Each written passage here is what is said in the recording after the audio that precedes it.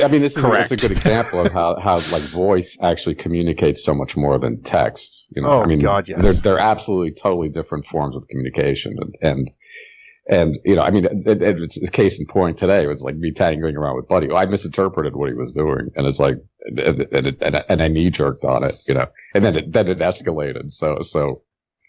This is, by the way, one of the hypotheses of the schizophrenic type disorders. Actually, when like, again, this is a hypothesis. Of course, one of them, like when your parent says something to you, but they're showing with their emotions something completely different, which creates this sort of double. The dissonance, kind of bifurcated thinking inside of you. Yeah, exactly. So, right. And you become disconnected from your own emotions in the end. Welcome to the November 18th edition of the Electric View. I'm Neil Thompson. Today we have Jim, Heather, Buddy, Robert, Eugene, and David. We are discussing the origins of consciousness, the interpretation of ancient symbolism, and the cyclical nature of our solar system. Plus, magic. Please like and subscribe below. Whenever we talk about schizophrenia or anything like that, I always like to link that. I put that in there. It's the Origin of Consciousness PDF. The whole book. Eugene, I'm sure you've heard about this book, The Origin of Consciousness by Julian Jaynes. But it's all about. I actually haven't. Oh, you haven't? No. Okay, well, it is basically really it's the closest EU book, I would say, to, regarding the mind. It wasn't directly made that way, but basically, in a nutshell, he talks about the development of consciousness, what consciousness is, and all the way up until today, how it's changed over time, and he's using literary works to prove that, like, for example, a person in ancient Greece before a certain period would not say, "I see him over there." They would say, "I hold him in my eyes." They were very disconnected from their own body parts, which is the imagination was very big. I mean, there's a very big demarcation, as we were talking last week, between the Roman consciousness and the Greek consciousness. Well, that's also true. Romans were. Could only well, I shouldn't say only, that's wrong. But many of them, just like in modern society, there was style over substance in a lot of their things. I mean, the great writers are great and still have merit because they were great. But a lot of the people who were still alive then, the average person who thought themselves intelligent cared about appearances a lot, that type of thing. And you would have, obviously, Greeks thought differently, but there was a certain point about 2,700 years ago where everything changed. That the idea of someone being insane existed. Before that, it didn't. There was the idea that his theory was it developed bicameralism is schizophrenia, and everyone was schizophrenia until they became us. They were able to encapsulate with their imaginary eye, and I can take that imaginary eye and move it through time and space and put it in different spots. It's imaginary, but I can put myself in your shoes. A narrow-minded person, especially one with very highly religious forms or otherwise strict structures, for example, the age of catastrophes, if you didn't do what the gods say, they would strike you from the earth type fears. And of course the entire society thinking that way would drive you into literalism to a very strong degree, which caused people to basically have the right brain take over. They were basically in a state of constant shock. We are only in a state of shock during emergencies. And there's discussion about, just as you mentioned, about mothers, about parents, because a lot of this comes down through your parents, and until a certain time in our lives, about 7 years old or so, we're not fully conscious. Then we become very aware of ourselves. We start, holding things back. Those are big boxes. Of course, they're big boxes. These are very. Yeah. I'm not doing it justice. In no way am I doing this argument justice. I'm trying to get the general through. But the reason I bring it through for you, I absolutely respect that. Of course. Yeah, Eugene, though, I think that you would love that book, if nothing else, because it gives an interesting time frame link to the 2,700 year ago problem that we had, where the last flare up of Venus was 685 BC or so, and then how the works changed and how our minds have changed over time. And when you brought up your mother's voice thing, I've too have had only maybe 3 times in my life did I hear a hallucination that was powerful enough, and almost all of them involved near-death experiences where sometimes you could almost feel it when you touch your hand to a stove, or something yells at you when you're about to lock your keys in your car. Like, no, you shouldn't have done that. Oh, shit. Type of thing. Or when you're in a situation where you're going to, where your mother, like you hear someone tell you not to do something. Those are what he's referring to. Very, very powerful things. You can't even, you're not even sure if you actually had it. In fact, your brain would pretty much control you and give you the hints and give you ideas without even needing to make you aware of its existence. In fact, that's the argument, that the other brain is working behind the scenes and you don't even know it's there. Like, you're thinking about what you're going to do when you get to work, and it's actually walking you down the road, if you know what I mean. It's driving the car for you. You're not driving the car. You're just sitting there. Yeah, but we're seeing that in our culture. We're seeing that today as that's how it is. But if you look, like ancient cultures, like they would say, like shamans had an extra amount of DMT already present in their brain, which would make them schizophrenic, but they looked at them as holy because these entities, voices that they are hearing are actually existing outside of the body and not a part of that person. So they're acknowledging that there is like outside contact with the ancestors, maybe spirit guides. I mean, a lot of people nowadays, it's like you talk to, they will openly discuss the fact that they're talking with their spirit guides. Nobody is accusing those people of being schizophrenic. No. You know what I mean? It's like, what is the difference and how do you perceive that? And I think that a lot of times, maybe if we allow people to understand that those things that they're hearing aren't a part of them.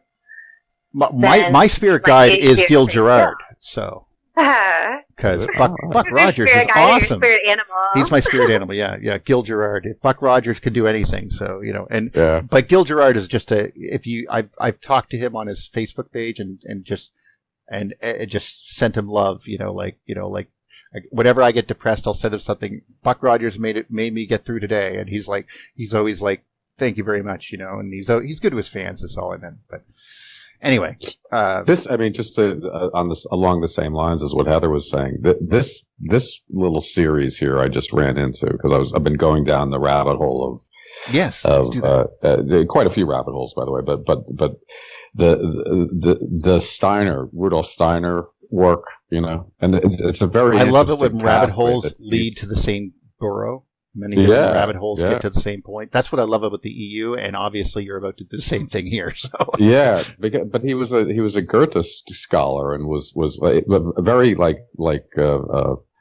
highly acclaimed student in what was it? If I get to Austria, it was kind of the center at the time of high learning, etc. And then he was chosen to edit all of Goethe's scientific work, and he was praised pretty highly in the scientific community up till about the time that he was 45.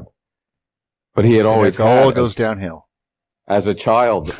Now watch out, yeah. But it goes wild here. But as a child, he had always had kind of like a Tesla-ish kind of things where he was having visions and connections with things and through his imagination, etc. And he got linked up with Madame Blavatsky and Theosophy. Yes, of course. And that whole thing. And then started seeing back into the past and into the future. And they line up with Edgar Cayce. There's this amazing harmonization. Never met each other, Well, so obviously Julian Jaynes has Julian Jaynes has a different theory with regards to how these voices come about and so on, and I'll leave it to him to describe that. But I'm on the fence. I'm a little bit between purely scientifically. There's a part of me that says it probably should be all in the head, but there is a situation with Sheldrake where you're not sure if it's receiving signals from outside. What is? I mean, it's the big. It's the hard problem still, and it's the one that ultimately everything. It's the foundation of everything ultimately. So it's an important thing to be looking at. Well, because it can't all possibly be from the inside when people are making accurate predictions about places and things where they aren't. You know what I mean? Being able to see things. I mean, that has to be tapping into some sort of like conscious web outside of themselves. I mean, I'm not saying there aren't people out there who aren't mentally, need help. You know what I mean? Of course, right. But there's definitely like what kind of person voices, what type of situation are we, you know what I mean, dealing with, and then because it can't possibly. I mean, if it's like something that's telling them a bunch of nonsense all the time. But if it's something that's telling them accurate things that they couldn't possibly see, like you're talking about Edgar Cayce, different prophets, different visionaries, seers, how could you those? Nobody is saying Edgar Cayce. I mean, people probably are, but I mean, for the most part, he's respected. These are people you're talking about that are respected because the things that they saw and the things that they said were so accurate, and there was absolutely no reason for them to know that. Well, I would have to separate the fact from fiction on his predictions before I made any judgment calls. But it could also be the other argument is, for example, all of those people who are having visions in let's just say the religion of voodoo, and they are inspired to take on and be possessed by Loa spirits, or even in certain Christian communities, in certain places, they get a young child, and this young child has been brought up in the religion, and then they get that child to be the conduit. I'm not sure if that is foresight or echo chambering. You know what I mean? Like, I don't know if because I mean, it could just be shotgunning. Take the shotgun and what sticks. Like if you make enough predictions, something has to work, and that's the Nostradamus thing. He has a 1,500-page book. Well, I mean, but that's also the monkeys typing. Well, yeah, exactly. I don't know for sure. I don't want to. Well, and that's also something that's like hidden in code, right? Like he wrote in this obscure code so that it was hard to be decipherable. Would people like Edgar Cayce? He could have just been high on opium, so I don't know what he was on. Yeah, but people. I mean, this guy's like, I'm just saying. I'm just trying to differentiate between the two because he was very coherent and very exact. And in the time that he was, and he did more recorded than anybody else ever did. And the reason that people kept going to him was because he was so accurate with like the individuals. He would be like, "Oh, you're sick in this part of your body. This is what you need to do. This is what's going on here." He could see things. He was like traveling on a different planet with even his consciousness just coming through him, like something else coming through him. And so that's the difference. Like we can talk about, because the things that Nostradamus said are very hard to understand. And you could just kind of paste them wherever you would like them to be. But other people straight up state this, here, now, this time. And then that happens and you're like, wow, how did they know that? You know what I mean? No, you're yeah. Yeah. I mean, and it's really compelling for sure, It's like what, and you look at things. It opens up a way of looking at things differently. But let's be fair. These prophet stories have existed for a long, long time. I mean, the Oracle at Delphi, for example, and most of them, were fairly accurate, or they seemed, at least in writings later on. Right. And the ones that are going to be coming up are the ones that are accurate, and there's 99% of them that are not. And we wonder what they're tapping into. That's basically why I brought up the book, because that sort of idea that, I mean, you want to be able to be grounded in something, but at the same time you want to, because you have to recognize the mechanisms at play. You have to recognize what your brain is. I mean, we're all sitting in a chair right now. We're all sitting there listening, or waiting to speak, depending. And your hands are moving. You're sitting there playing with your rings or whatever. But you're not thinking about that. Something else is doing all that. Why? How? What is controlling this? What gives you the inspiration and the ideas? Right. Well, okay, I'm love that my stuff. living room. See? Your other brain is pacing the living room. You're just sitting here talking to me. Let's talk about qi. Let's talk about qi a little bit, because I mean, like, okay, so, and this is something else, is like that Western society, Western medicine, Western thought is catching up to things that the Eastern side of the world has just taken as fact for a long time, and it's allowed them to progress a lot more, especially in their health benefits. I mean, we want to talk about like, oh, we don't know Chinese medicine is working or Indian medicine is working. Well, I don't know. There's 1 billion people in each of those countries. I think they've got a pretty good grasp on how to take care of themselves. And they both have greater longevity than the majority of the population other places in the planet. Again, why? Because they're viewing their mental state as a reflection of their physical state. Their mental health and their physical health coincide. If, you know, and then how do we handle this? It's a reflection of it, yeah. Exactly. And it's all also based on, like electrical impulses, where those impulses come from, where they go, how they're connected to each other inside and outside of the body. The kundalini, the chi, the meridians, all of yoga, massage therapy. I was listening to this documentary from the 70s last night about Chinese medicine, and they're in this hospital that's in Beijing, and 30% of the hospital is dedicated to massage. Wow. And it heals you. So this woman comes in with cystic fibrosis she has fibrous cysts in her breast.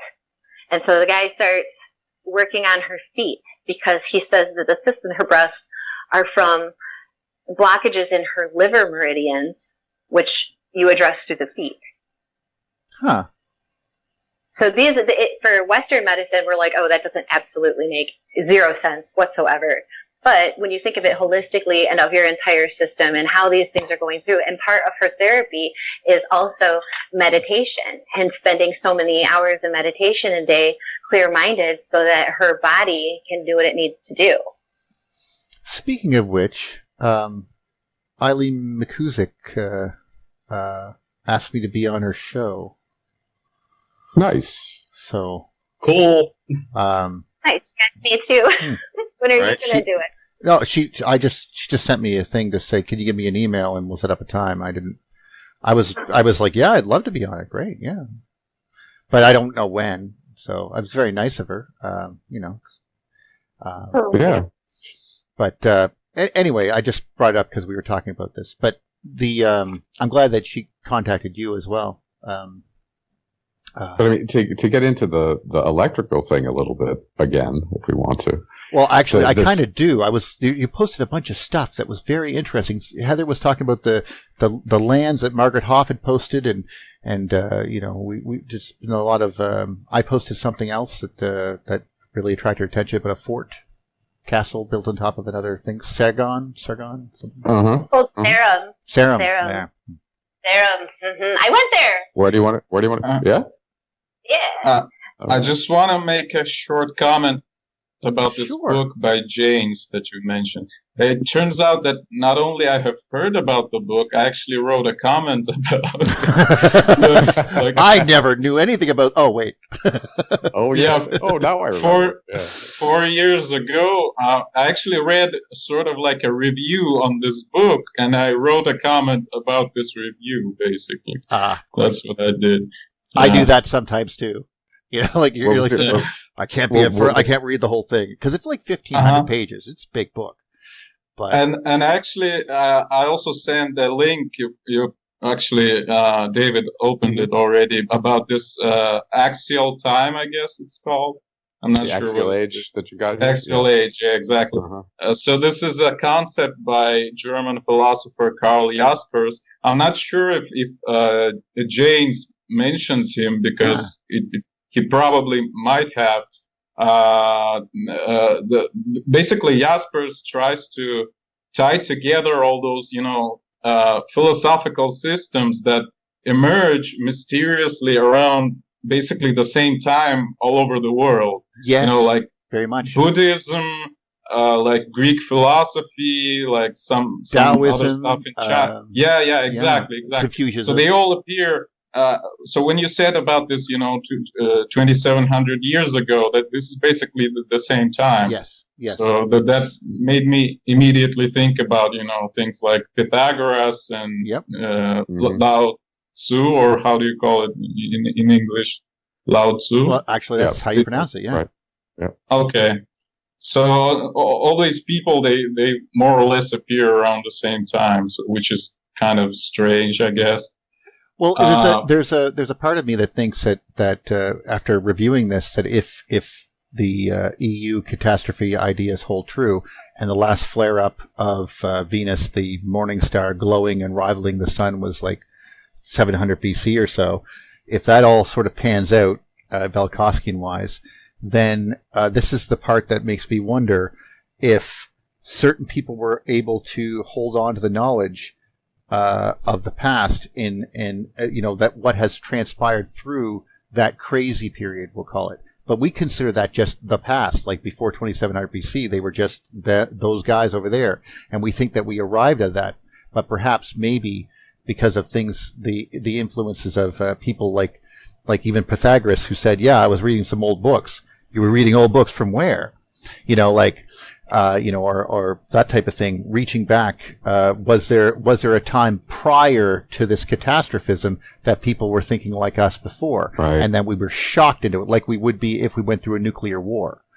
If we devastated the whole line, what would we be? What would we think like for generations after that war? We would be fearing the next war. We would be saying, no, you don't understand. The fire comes from the skies. It will kill us. Do what we're telling you to do.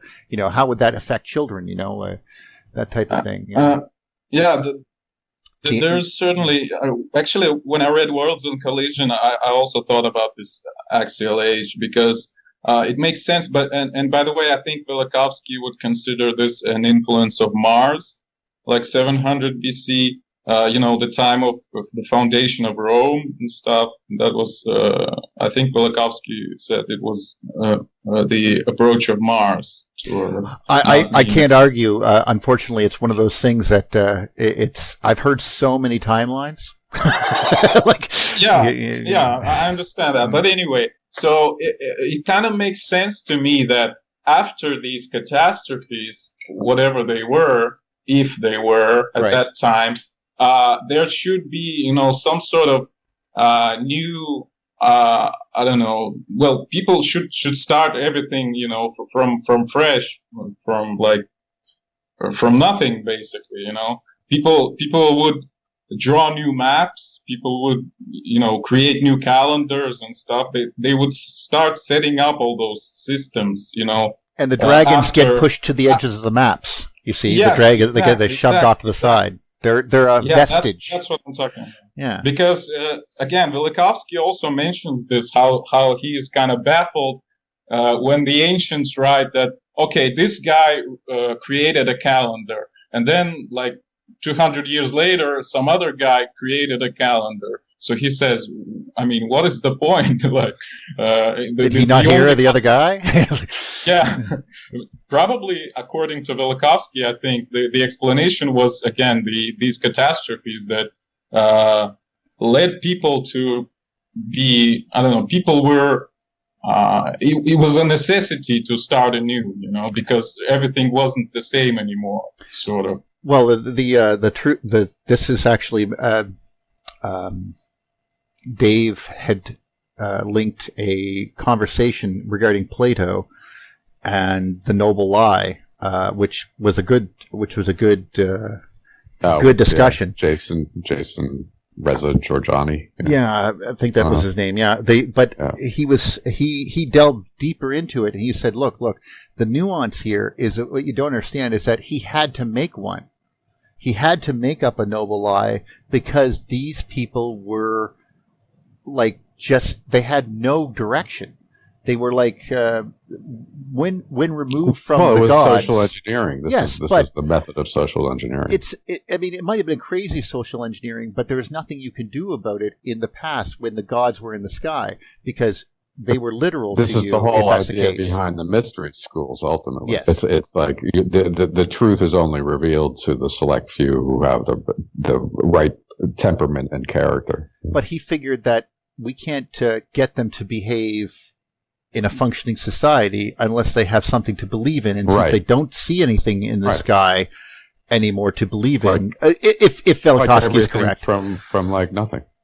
Yeah, and suddenly you're left there with a nice blue sky. You're sitting on the coast of the Aegean Sea, just looking out fishing, and you're like, like, there's what bonds society anymore? There's nothing to do. So of course, this is where these philosophies started arising. And as you can imagine, obviously people like Siddhartha from India and Taoism from China, very closely linked, is different than, say, Confucianism and Plato, because they're much more in control, if you know what I mean. Like they're trying to give you an idea on how to live your life, but Buddhism is basically how to alleviate, and Taoism was more about how to alleviate the pain of your mind.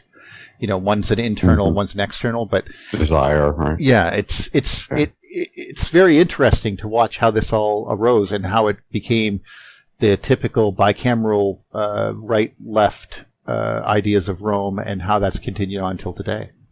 Mm-hmm. It's amazing how you think about it. We can't go back further than 2,700 years to these ideas because they didn't seem to exist before then.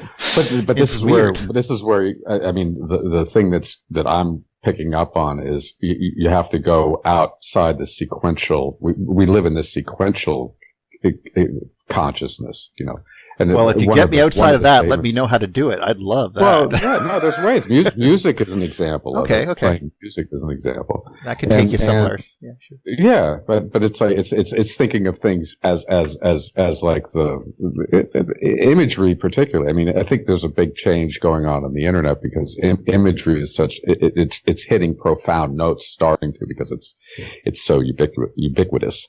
But if you go back into like the Egyptian stuff, it's like they're communicating and their consciousness is different. And I think that's where Schwaller de Lubitz is what he's saying. And that's why his writing is so profound. It's like once you start, instead of looking at it from our point of view, it's try to get into their shoes and see, and as a neophyte, learner, try to pick up on what was their consciousness. And he has a very compelling thesis in there, I'll definitely have to check that. One of the things about the origin or the consciousness ideas is especially if, how vigorously we tended to believe. And maybe it wasn't belief, is the argument that Velikovsky had, of course, is that no, they weren't believing it. They had no choice but to believe. That big ball of fire in the sky hates you. Okay, let's appease it. Gotcha. You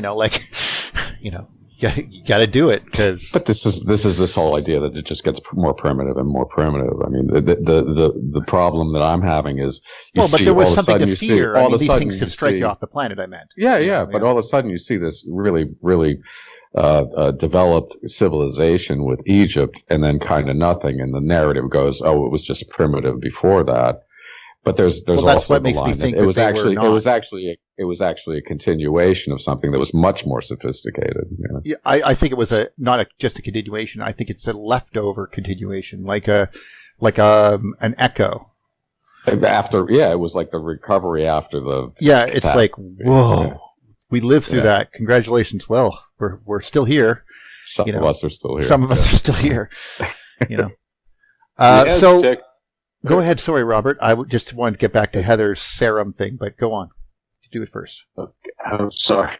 No, I was going to say the Aztecs say that they came from somewhere up by Wisconsin, which is called Otsalon, and they migrated down. They came up out of caves after this tribulation, and when they got down there, they found the pyramids, and they just redid them. And a lot of people say that. They come up out of the ocean or something like that. So there was, I think, when you were talking about a continuation, that's what it was. When you say, how did they think before? I think before the Great Flood is when technology was more advanced than it is today. That's an argument. But it was more harmonious with nature. It was part of nature. The indications at least are that they tied into the life energy, and then ultimately that was the thing that was celebrated and quote unquote deified. That was and that on some level that feels much more healthy than the way that we're directing things right now. For me. And that's like a great segue into the old serum thing. All right. Because part of the reason that I'm asking about it is because it kind of looks like many things. It looks like a machine, and like you guys are talking about being able to see things from their perspective as opposed to our perspective. When I look at symbols, especially alchemical symbols, planetary symbols, all kinds of different symbols, I think, how does this symbol in some way relate to the function in which it implies? Right? Because we don't just put a smiley face here and even emojis imply something. They're engineered in a way to communicate something visually without using words, just like any other symbol. So what are they trying to build here? What are they trying to tell us? What is this machine in these petroglyphs? So they find these petroglyphs in Scotland, and everybody thinks that they're circles and swirlies, and we've been through the Picted people. So I find this article from IFLS, which is apparently a questionable resource, which I know it is, but you can check it. You can click down the way. And they're talking about how a new study is starting to show that these symbols are more akin to hieroglyphs or writing as opposed to just benign or purposeless symbols, which of course they have a meaning. Of course. And when you look at them and you look at the way that they are lining up, building something. There's definitely a mechanism at play here. Then Neil posts about Old Sarum and the fact that underneath Old Sarum, there's a whole new building, a whole new complex to research to find out what was going on that was pre-Old Sarum. Now, Old Sarum is one of the old forts in the area there in the UK. Mm-hmm. It's basically an old Viking fort, and it's down on, there's nothing left of it except the ring, and then a few structures, one of which is the latrine, which was really interesting. Like, all that's left is the shitter. But, so underneath there, they found this, and then Margaret Hoff posts this map. Hi, Margaret, if you're listening. And she posts this map that shows 16,000 BC Europe, 8,000 BC Europe, 7,000, and so on and so forth. And I just thought, especially in relation to where the conversation has just been, what were they making? What is this machine? What is going on? And if these land masses were this well connected at the dates and times that these petroglyphs and monoliths were made, it certainly explains a lot about how they would get one resource from one place to another. But the biggest question is, what are these? What do these things?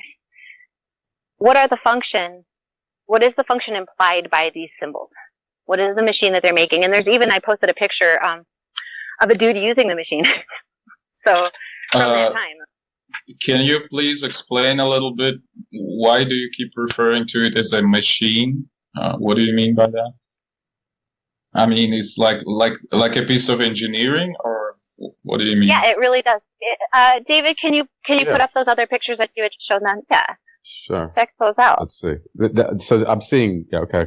Just direct me a little bit, but I'm like I have the same question that Eugene had. So I put up a bunch of screenshots to individualize the I've got them components. here. You see them here?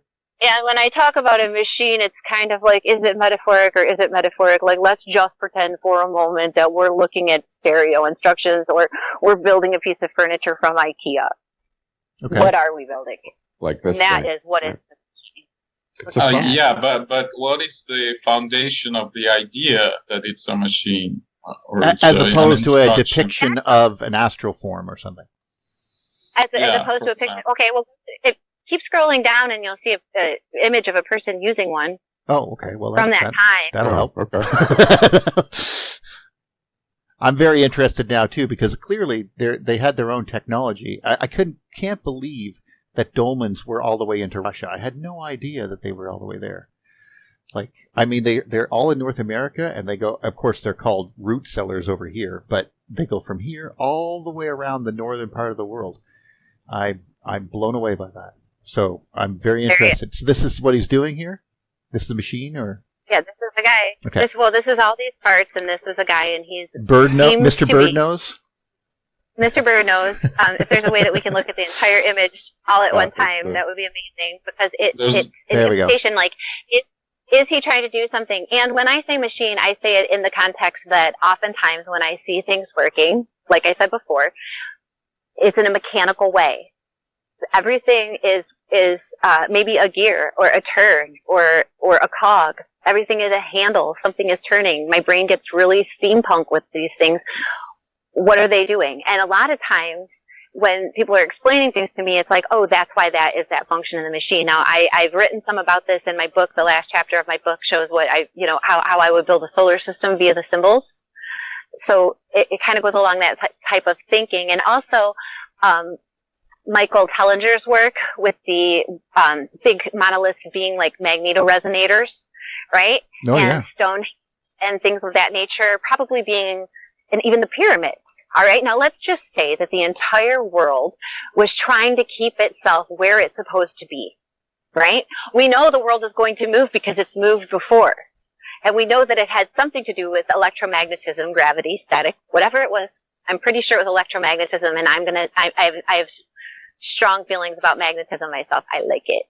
So if all of these people are all leaning in these directions towards these ideas that these are machines that are all over the world, and they have some sort of function to feed us, to energize us, to keep us in place, whatever individual says it is in their theory, then if we can look at these Pictish symbols in the same way, can we maybe find some sort, because I agree that a lot of times the things that we see in the sky, or a lot of things that we see as symbols, are things that we saw in the sky. But to say, we don't just draw pictures of the sunshine all the time. Maybe when we were kids, we draw a tree with the sunshine and the apples, but as adults, we tend to focus on like practical things. And if we're going to spend a lot of time drawing something out, designing it, giving it specific reason, specific purpose, then there's got to be a practical application for that thing. And I think that if we look at it as not just electrical engineers, but mechanical engineers as well, we will start to better understand what the hell they were doing and what they had and what they were building and what the reasons for all these things are, including that, I always have a hard time saying it, the big computer, rusted computer, the Antikythera mechanism. Thank you, Nice. Antikythera mechanism. And they just found the new piece of it. So yes, I was happy for that too. They were doing things and they were making things. So I just think that it's time to maybe dissect something in that way. And I thought, well, here's a lot. Here, all in 1 week. We have substantiating evidence, a place to look at, why they were doing. Okay, there's more under there than we thought. There's more to these symbols. Apparently, if you look at them like hieroglyphs, and also that the whole continent used to be more well connected. Okay, so if we can take those three things and look at them today, just for imagination's sake or something, I think that it might be fruitful. Well, some of them are clear. Go ahead. Okay, that's a very interesting idea. Firstly, but actually on that particular picture with this Mr. Birdface, or how do you call it? I just did that. That it was. It's more. It looks to me more like again some scene from I don't know, maybe some sort of zodiac or something like that, the constellations or something. And again, those double circles, they resemble the this owl face that Dave Talbot talks about, these circles between the squatter man hands and legs, these two circles, the Taurus, sort of. And again, it looks like Taurus basically. So I would say that like sort of regular, I guess, EU interpretation that those are some sort of cosmic events, maybe again the collision of some heavenly bodies or something like that. Like he's trying to control it? Huh? Excuse me? Doesn't it look like he's trying to maybe have a hand in it somehow? Doesn't it look like he's trying to control it? Well, actually, you know, this Mr. Birdface, it looks like almost like the Orion constellation to me. So I don't know. I don't even know whether the Orion looked like that at that time when they were. It's really interesting. It's really interesting. But anyway, maybe it's sort of an indication on some date or something. Like they pictured the sky as it was back then, so that you know their how do you call it? Well, their like grandchildren would know what happened and when, or something like that. Well, this is my idea about it. No, you're not wrong. That symbol there, the one there, with the two balls and the connecting line, that symbol, me and Robert saw that in pictographs when we were in Utah. Right on the video I made has pictures of it. You can see them. Sure did. I'll pull it up here in a second. And that one up the side, that big flail up the side, that wonderful bunch of S's, that's obviously a depiction of a moving aurora or something. Those little horns, if those three horns there, if you see at the top, they look like those three. Those are the same symbols as they're supposed to. In some cultures, they're considered ram's heads. Like Aries. Yeah. Exactly. And at the very bottom, you can see another twisting connection thing that might have been between planets, or it could have been looking to the south and seeing the aurora. No. But I don't. Or auroras too. I don't know. That's one that I'm fascinated with. That's the serpent that swallows its own tail. That is a Taurus, but it's not just any Taurus.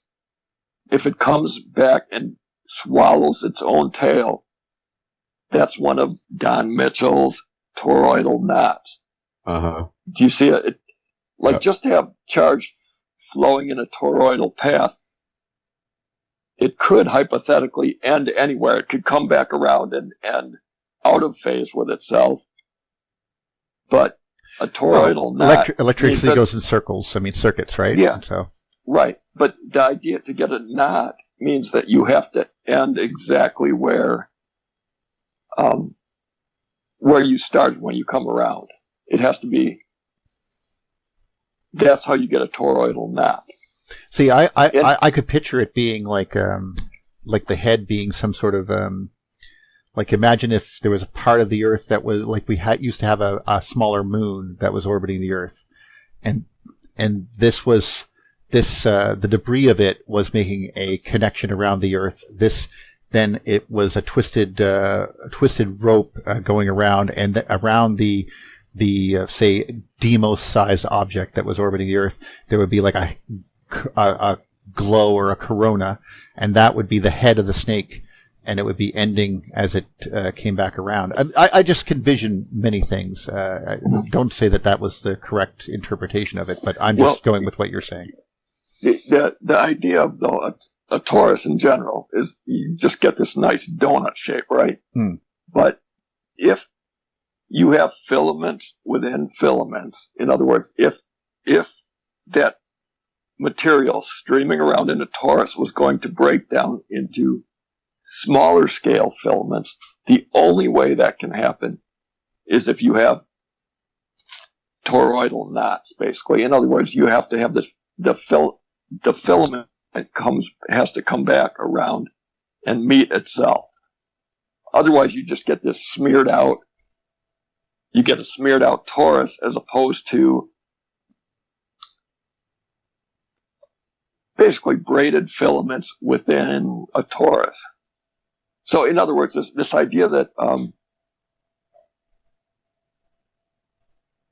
filaments form whenever you have charge flowing together, you get the formation of filaments. So if you get the general formation of charge is this toroidal flow, if you get filament formation in that, it's going to form toroidal knots. That's the stable configurations of it.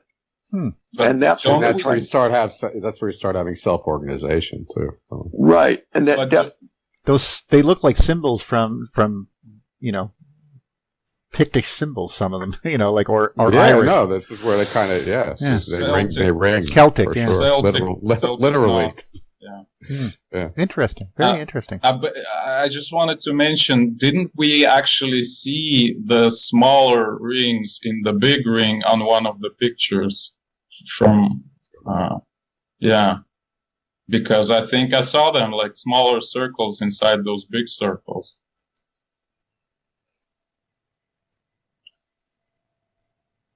Tell me when you see it. That. Yeah, I mean, here. this, Yeah, something like that. Yeah, that's very unique. Some of the symbols a bit higher do look like Hathor symbols, like the same symbol as Hathor going around the like a arch. Yeah, those ones. These right here. Yeah, they sort of especially the middle one kind of looks like Hathor, but leave it alone. But just an idea. What's the arch? But the one that you were at before that with the two sides, and one of them had a center circle and then 5 circles surrounding it, and that looks a lot like the Michael Tellinger stuff. Definitely, the ones over there on the right look like Buddhist. The Buddhist. God, what's it called? The Buddhist footprint or the Buddhist wheel? The Buddhist wheel. That's what it's called. There's Karma. the wheel of samsara. They've got to have some sort of practical reason for doing this worldwide. I just remember somebody mentioning, like probably you had, or like Egyptian hieroglyphics and how they were speaking differently. I mean, like communicating differently. Or it was Neil. I'm sorry, I forgot. But anyway, with regards to these cosmic events, I just remembered the talk at the, I think, EU 2012 or maybe 13 by Robert Schoch. He was talking about this rongo, spread from Easter Island, where he hypothesized that these symbols actually represent the sort of different phases of the evolution of some sort of cosmic discharge. Yes. According to, sort of more or less along the EU lines. Clearly some of them are squatter man. Just looking at them. It's a sort of a cinematic, frame by frame or something like that. And maybe that's how we invented writing. I don't know. I remember a discussion at the Thunderbolts Info forum where somebody, it might actually be me, proposed that might have been me. I don't know. Yeah, proposed that this might have been the origin of the alphabet in the first place. Like different, for example, sounds that people heard during, different stages of this whateverness that happened in the sky. Maybe it was the foundation of, the cuneiform letters or runes of Germanic peoples and so on. I could add to that. Because I know for posturing and, in warfare, when they would posture before going into battle, they would always do the chants and the yahoos and the hoo-yahs, like the Marines do right now, hoorah. They all do that. That's all. And even Velikovsky even spoke about that, about the yahoo. The sounds that they heard, and they would mimic them going into war as to appease the god of war. So doesn't Yahoo sound like Yahweh? Yahweh, yeah. And that there's an argument. And then Typhon and Typhoon was almost the same thing. The Greek god of the storm was the Typhon, but then we also get typhoons and storms. So that's a lot of. I guess I'm trying to just piggyback on you there, Eugene. But yeah. I could envision so many things. Just one of the ideas that comes to mind is just to think that you're writing down as this thing changes, right? Imagining it changing over time, right? Each day you draw a new picture. Just imagine that's what I'm looking at here. Like that. Yeah. Now, if you were trying to explain it to somebody, what it used to look like, and you point at a picture, suddenly you are basically showing a symbol and comparing it to reality, and then you are able to to try to describe it. So basically, what you're doing is you're giving them also the concept of time, because you have to say before. and then what came after. You know what I mean? Like there's now a linearness to your existence, which didn't exist before, and there's all these ideas that this could possibly be the reason why we talk at all. You know, it's just or where language comes from, as you said. I think that also it should be noted that this language is almost identical to the language spoken in Turkey, or the writing is very similar to the one from the writing in what's it called? That Like newly discovered place there, Göbekli Tepe. Göbekli Tepe.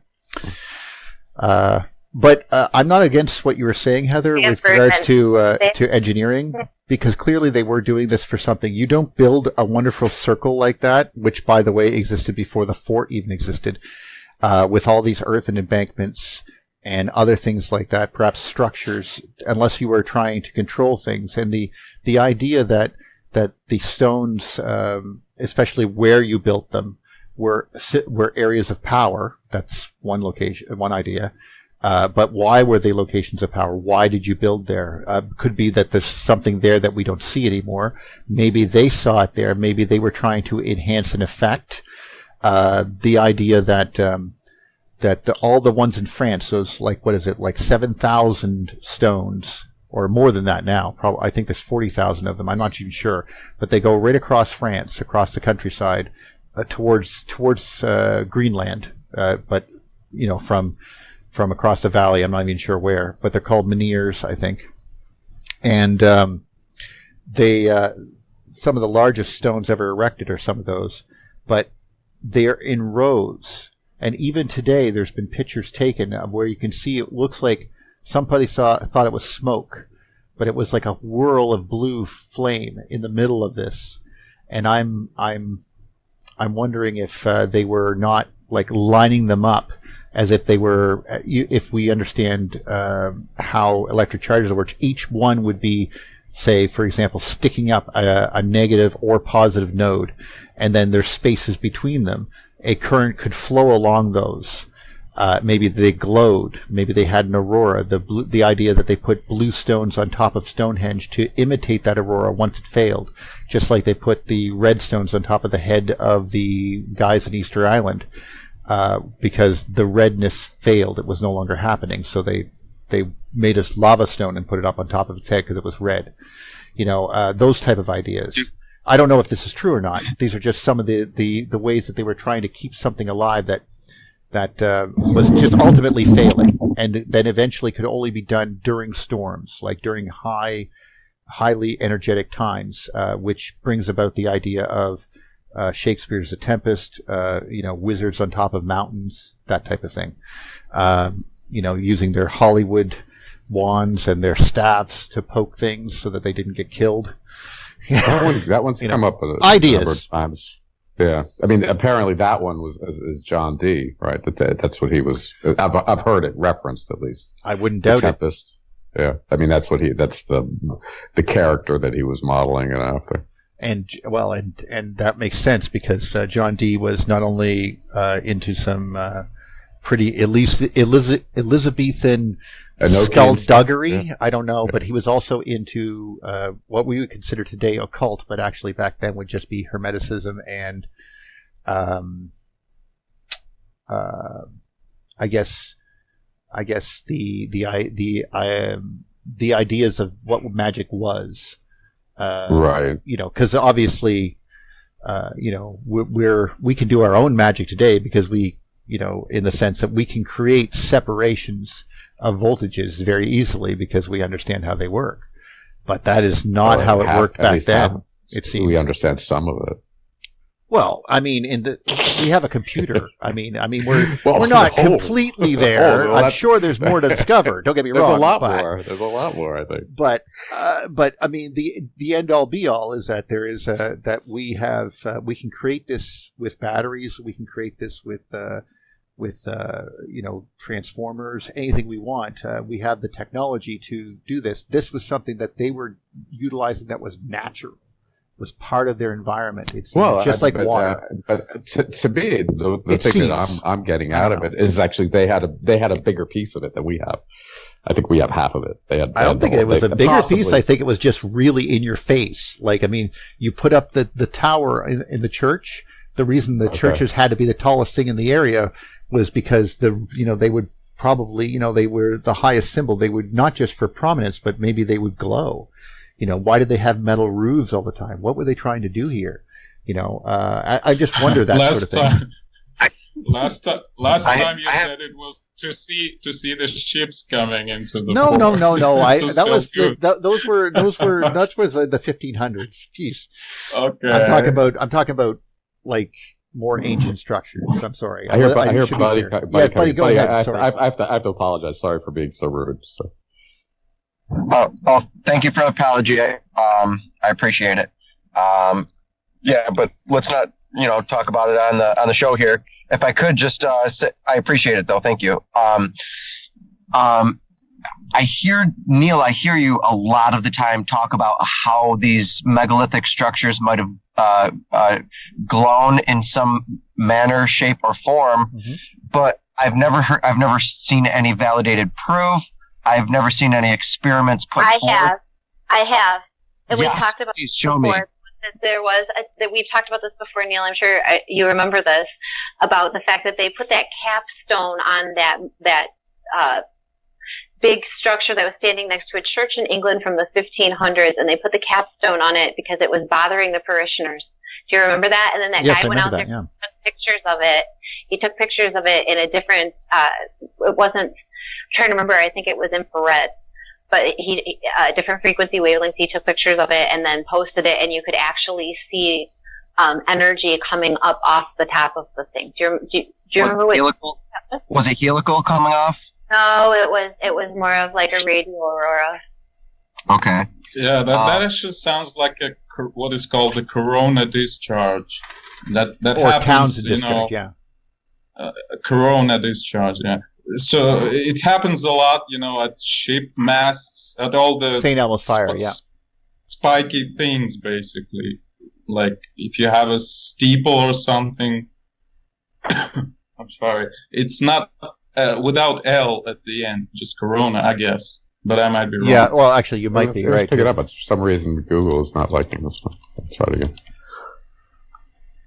Yeah, let me see if I can. Because to me, like, we should be able to do these experiments, like with Jacob Gable. We should be able to put tiny little pyramids inside of his jars and create a false ionosphere or something, and try to replicate stuff like this. Because Neil, you bring it up so often that it paints this beautiful picture in my mind, and it's so great. I want to believe it. Well, let me give you a picture of it. I actually found this, and I hope that. Well, here, let me see if I can open this image in a new tab and find a shorter. Yeah, that's much better. Shorter name for it here. Okay, let's do this. Oh, you bring okay. Yeah, I'm just posting it here. There you go. Cool. Now, this is from an observatory on top of a mountain, and that's St. Elmo's fire, just glowing on the side of some device.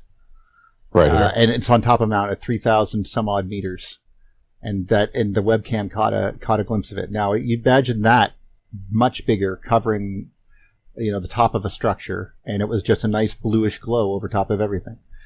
And this wouldn't be the first time. There's pictures of. But that's metal. Right? Pardon? That's metal. What it's shining off of. Yes, definitely metal, but it doesn't have to be. St. Elmo's fire will occur on top of ship's masts, which are wood, because they're wet, obviously. But I was hearing with this capstone, you're kind of getting it's a compression, right? And then that's kind of like a piezo thing. Am I totally off on that? It's because of the pressure. The thing is that spiky surfaces, like a needle's end, have a very low capacitance. So the charge easily flows off of them. There's another one there. And it kind of creates this glow, this discharge. So even at relatively low field strengths, you might actually see such a discharge, but just because of the configuration of the object itself. It's things like this, because we know that St. Elmo's fire exists, and we do know that it's getting weaker as time goes on. But if these things, if this type of thing is a commonplace occurrence or fairly common today, obviously during storms, given the circumstances, but it didn't have to be. Here's a drawing of one. Oh, here we go. So you're basically saying that in the past there might have been extreme electromagnetic events which made these occurrences much brighter and bigger and more frequent. Yeah. Oh, I remember that. That's from Moby Dick. This is basically what we talked about with Bob Johnson recently with David. Yeah. Had a conversation, the three of us. We talked about how, again, in the past there might have been, well, Bob Johnson thinks those weren't, the planetary kind of realignment that caused this, but rather some extreme solar events that might have caused these, catastrophes. So it kind of, well, a more conservative approach, I guess. It makes me think about like what they would be doing on like if you had a building and you knew this was happening, and it, for example, let's say part of the countryside at certain times would glow, let's say over the plains there where Stonehenge is, and then eventually you put up wooden posts to amplify the effect, and of course you go there to worship the gods because you actually see a physical example of them right in front of your face.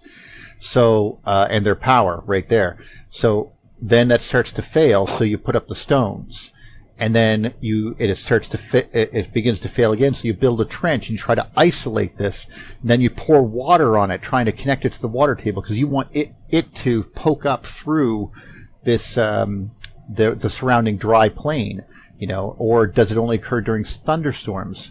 That type of thing. Are these examples? But it could be that if you go back in time far enough, it just happened on top of every mountain all the time. Just like it does on Venus right now.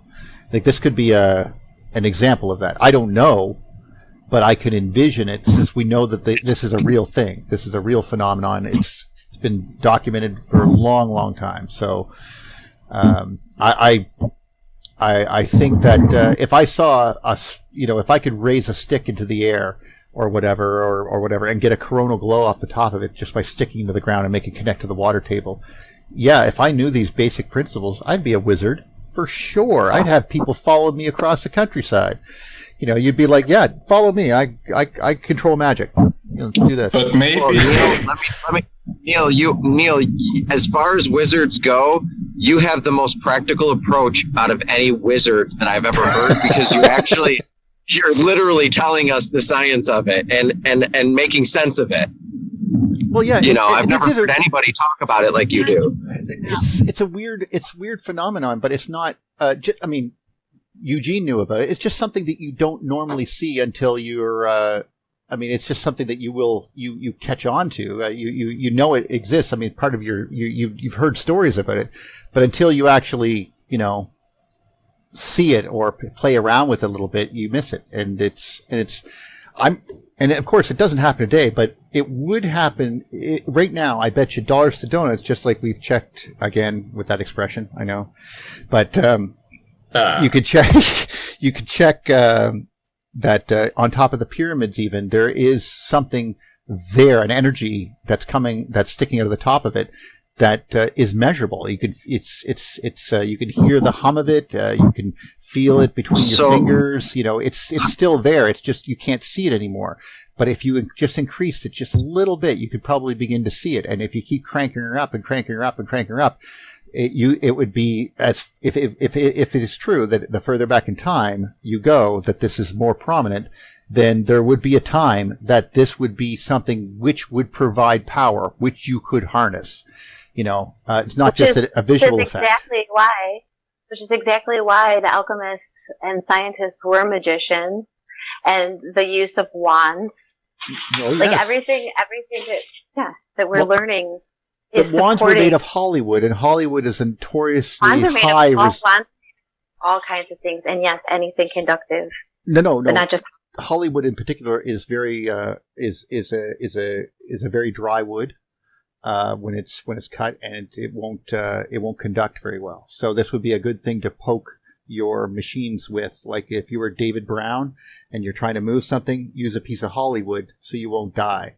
Right. You'd use different materials for different things. Oh, certainly, of course. Once you learned them, yeah.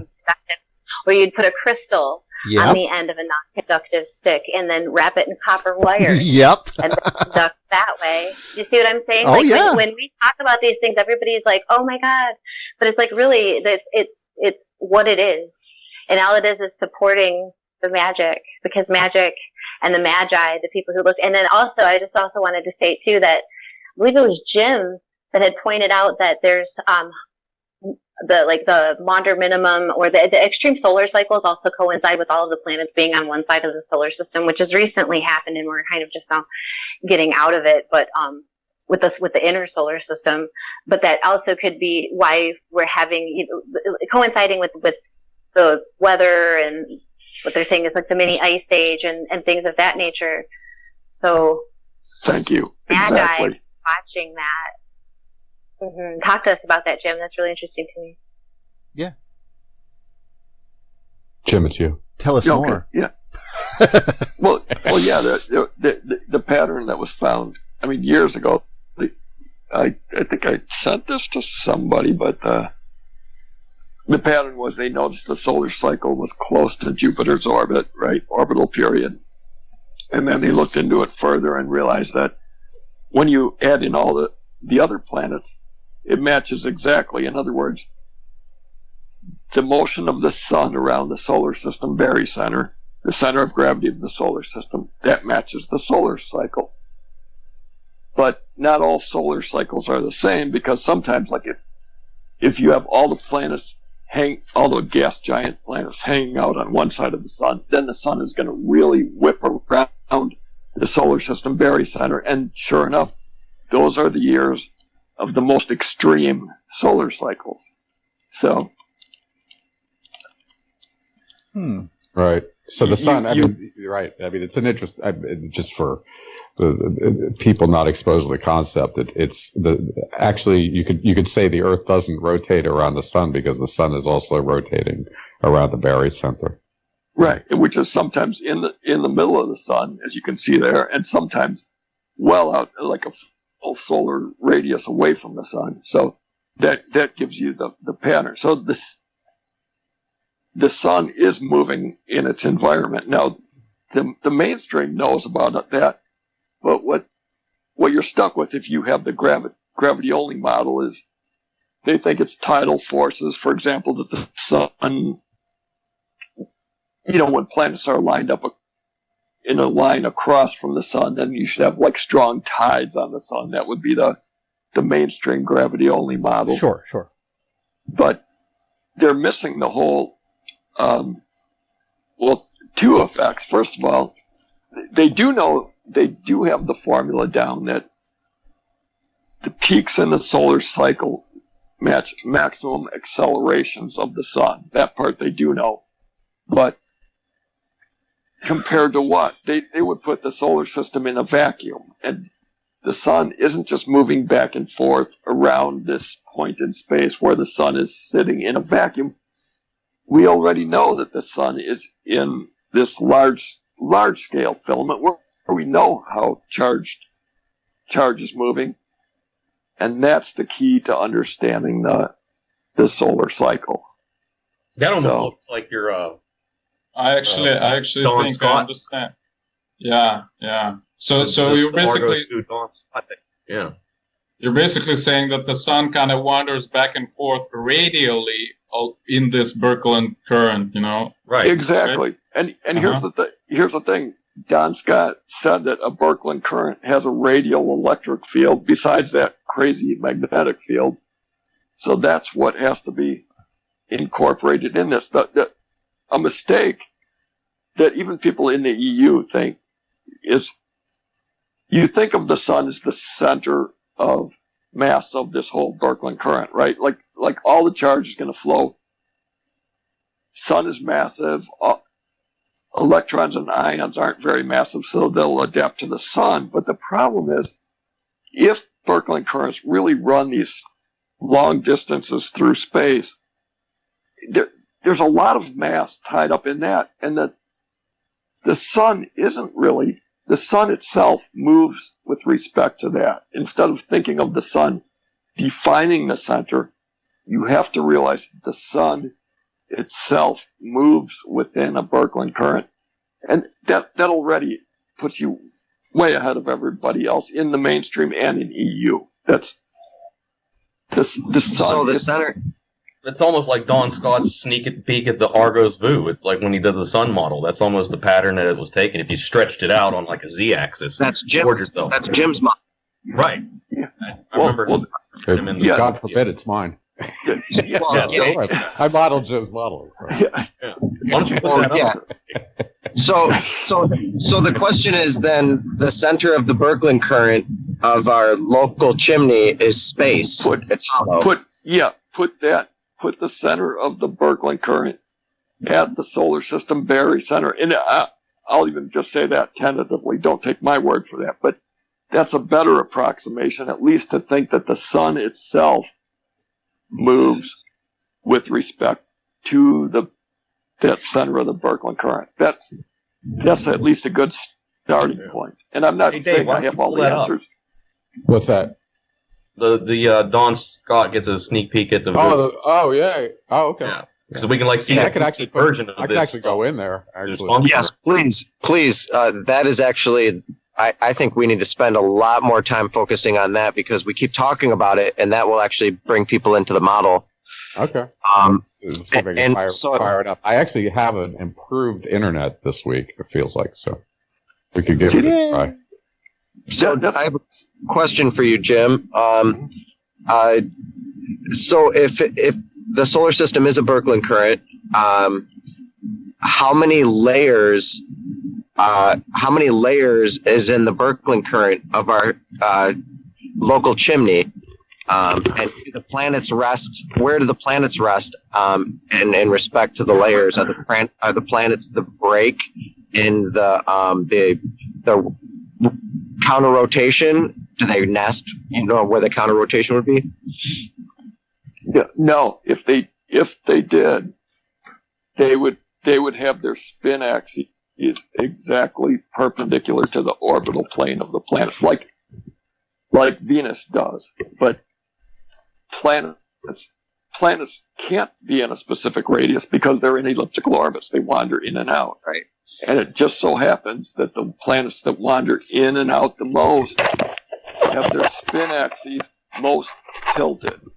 So you see what's going on is that they're getting current from, if there is this current with shells coming through our solar system, planetary poles, they're north poles anyhow, because that's the direction we're going. We're headed towards the north ecliptic pole compared to not through space, but compared to the current flowing in. They're tilted towards that. So like when a planet wanders towards the sun, when it's at its perihelion, closest in, that's when its north pole is tilted outwards, and when the planet wanders most outwards from the sun, its north pole is tilted inwards. And this works for all the planets, and that's what I was getting to. It's like it's a coincidence in the mainstream model that there should be no correlation between a planet's orbits and its spin axes. As a matter of fact, in the mainstream theory, as a planet's spin axis precesses over time, that should come in and out of phase with the orbital axis. But that's not what's happening at all. And that's where, again, Walter Cruttenden saying that the whole solar system precesses not just Earth, That's why that's so important to get that picture. That Can you see this? the whole solar system is twisting through space, not just Earth on its little axis. So, but what do you think about the magnetic poles, Jim? The magnetic poles of the planets, I mean. Well, I'd have you think about this. Instead of thinking of should current flow into the pole exactly along the spin axis, that can only be if that Birkeland current isn't spiraling helically. If that Birkeland current is spiraling helically into the pole, then there's going to be a misalignment between the spin axis and the magnetic axis. I mean, we know that.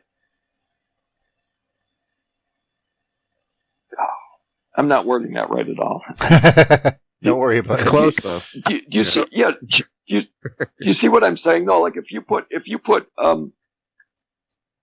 a planet on a spin axis, but string it on a Birkeland current that's spiraling around that axis, then where the charge comes in has nothing to do with the actual spin axis. It's going to be off of that axis. So, so here's a question I've always wondered is,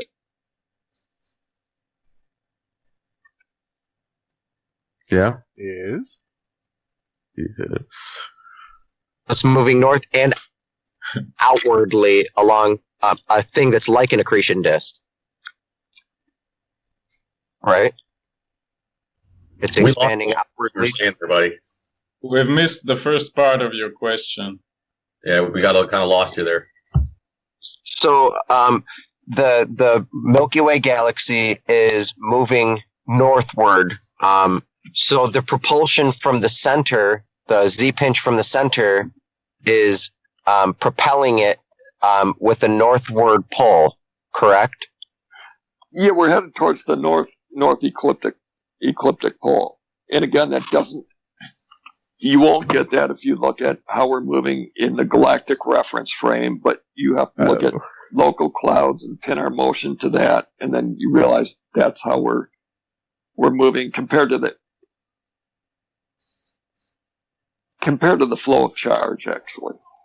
Oh, by the way, Jim, I have another question to you. Do you envision the galactic, I guess, spiral arms maybe? Or in general, the trajectories of motions of stars as, again, kind of those toroidal knots that you told us about previously? Oh, that's what I had a lot of trouble when I... See, if you look at it this way, if Don Scott is right in that we can match galactic rotation to the electric field of the galaxy, and there's no reason at all to believe that we don't have any evidence at all that gravity works on scales much larger than close star systems. If we try to apply it on galactic scale, intergalactic scale, that's where we have to add in dark matter, dark energy. So the only places that we know it works, the only place we actually observe elliptical and parabolic orbits, etc., are in close binary pairs. Now, what Don Scott modeled is galactic rotation based on the idea that we could explain the rotation around the galaxy based on the electric field of a current running up and down through the galaxy. That works too, but then that means that has nothing to do with the spiral arms. Otherwise, you end up with that whole... The mainstream problem is if galactic rotation is differential at all, forget about what model. Why don't the spiral arms wind up? Anything less than solid body rotation should lead to arms winding up. But like turning into a disk, basically. That's what you're saying. Or yeah, well, basically, kind of dissipating, right? Yeah, basically, if the inner part of the solar galaxy is rotating faster, then you should have that winding up a lot of times, So when we look out, we should see galaxies in all these various states of winding and unwinding, and we don't. We see a lot of even barred galaxies, but the whole idea, what should have hit us all earlier, is that when we look at the electric comet model, we know that the discharge path has nothing to do with the path of the objects in the discharge. And that has to be on the galactic scale, too. Is if Don Scott is right, we can model galactic rotation around the center of the galaxy as if there's a radial electric field, as he models.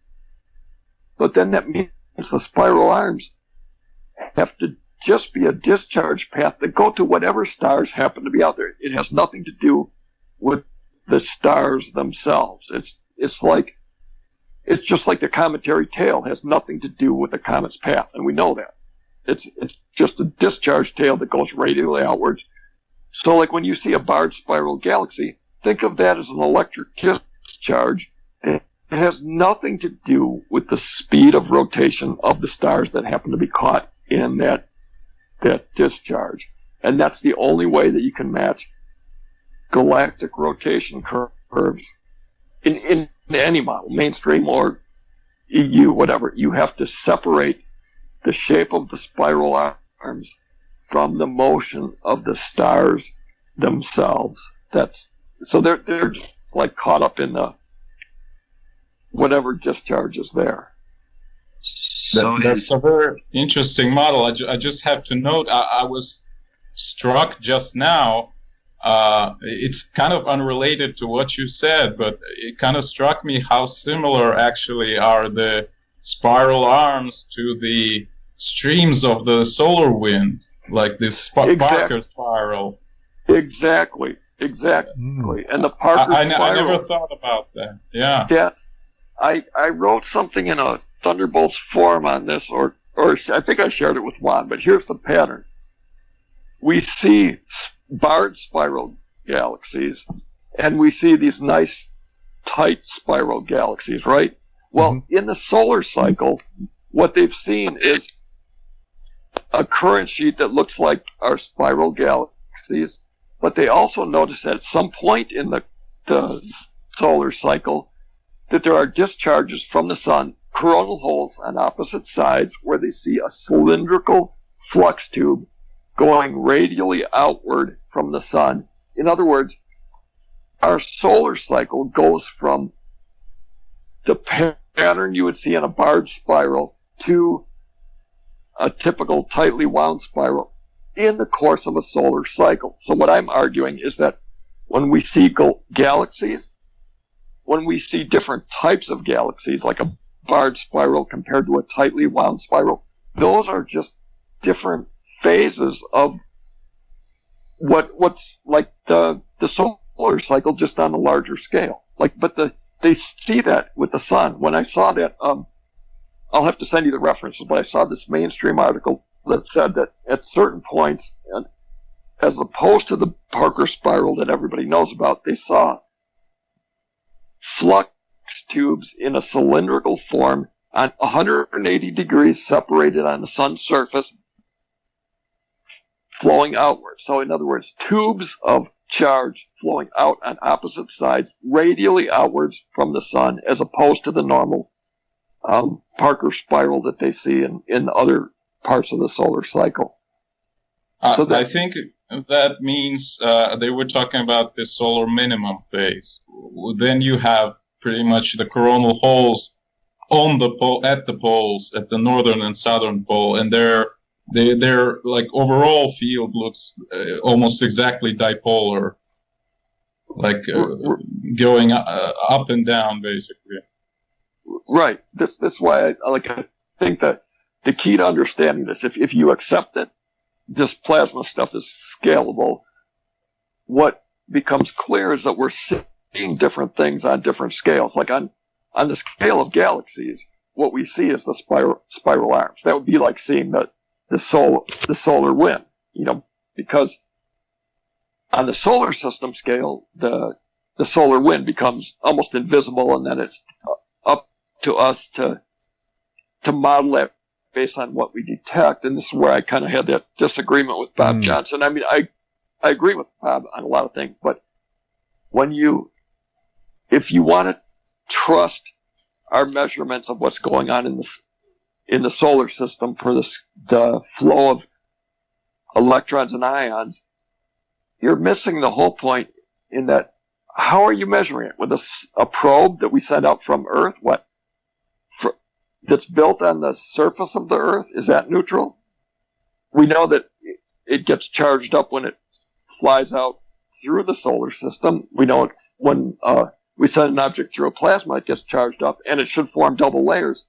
So what the heck are we actually measuring? All we know when we detect positive charge or negative charge at our solar probe, all we know is how the difference between how the probe is charged and maybe the source. But that's it.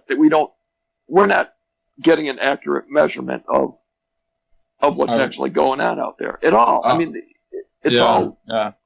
And that's where even EU sometimes trusts the mainstream, because the mainstream does have these nice detectors, and they detect what our probe sees, how many charged particles hit the probe at any time from what direction. But that whole thing doesn't allow for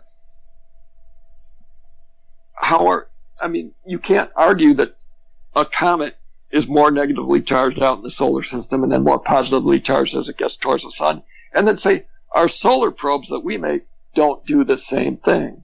And what that means is that, and this is where I'm hoping that solar probe they sent towards the sun, I'm hoping they detect actual differences from the outgoing to the ingoing flight, because that probe should be charged, that space probe should be charging and discharging, but the only way it should get the same readings on the inbound path and the outbound path are if it can very rapidly catch up to its environment. In other words, if the charge on the way in is exactly the same as its charge at the same point on the way out, then it should be detecting the same thing. But that's ludicrous. That can't happen. I mean, that's like saying that there's no capacitance to it or something like that. So I agree with you completely with absolutely everything that you said, I guess. And I can only add that usually when people model these conditions, I mean, the mainstream people, although again, I dislike the word mainstream, but when they're modeling, for example, what electromagnetic environment is there around the moons of Mars, for example, there have been articles doing that recently, or asteroids for that matter. So they usually say that, and by the way, there are definitely measurable electric fields around for example, Phobos, because it is embedded in the solar wind, at least because of that. I mean, maybe there are some other sources of electrization, so to speak. So when they're modeling all of this, they are usually saying that we measure the electric potential with respect to the ambient solar wind. So what is the electric potential of the solar wind itself at that point, for example, with respect to the surface of the sun, back there in the inner solar system? They're not saying anything about that, because it might be anything, basically. It might be megavolts, it might be gigavolts, or it might be a couple of 100 volts. We don't know, actually. Well, we know the sun is a significant load, and that if each planet is either feeding off the sun's solar wind or not. I mean, obviously there's some, because it's pushing. It's creating the magnetotails and plasmaspheres, so to speak, of the planets, at least along the solar wind level. But there could be, as Jim has mentioned, a more up and down current also running through the entire solar system, which is obviously hard to detect.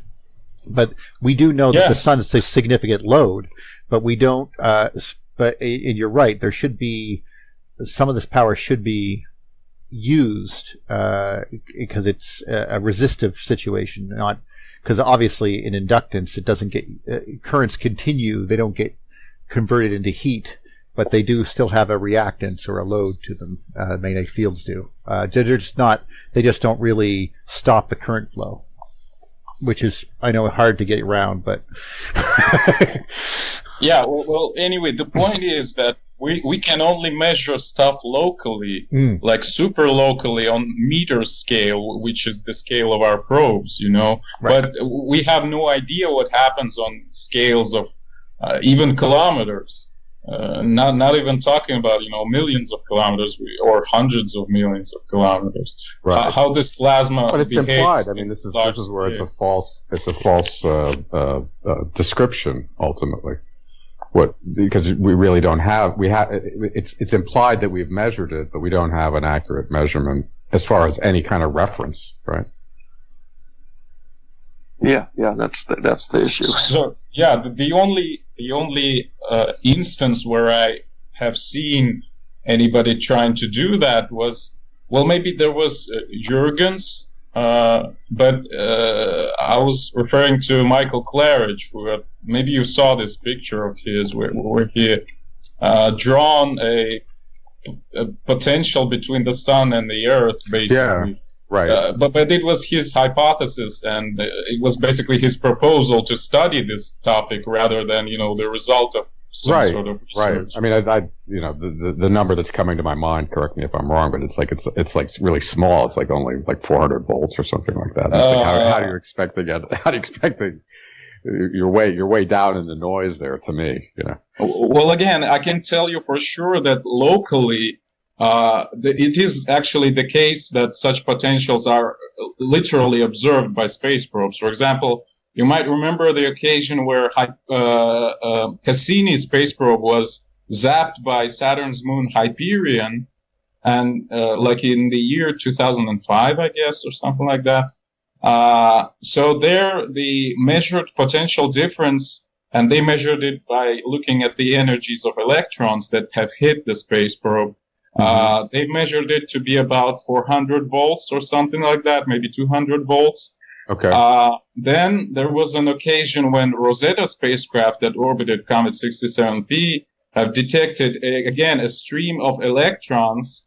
So it seems like both the Hyperion and 67P were charged negatively with respect to the space probe, at least.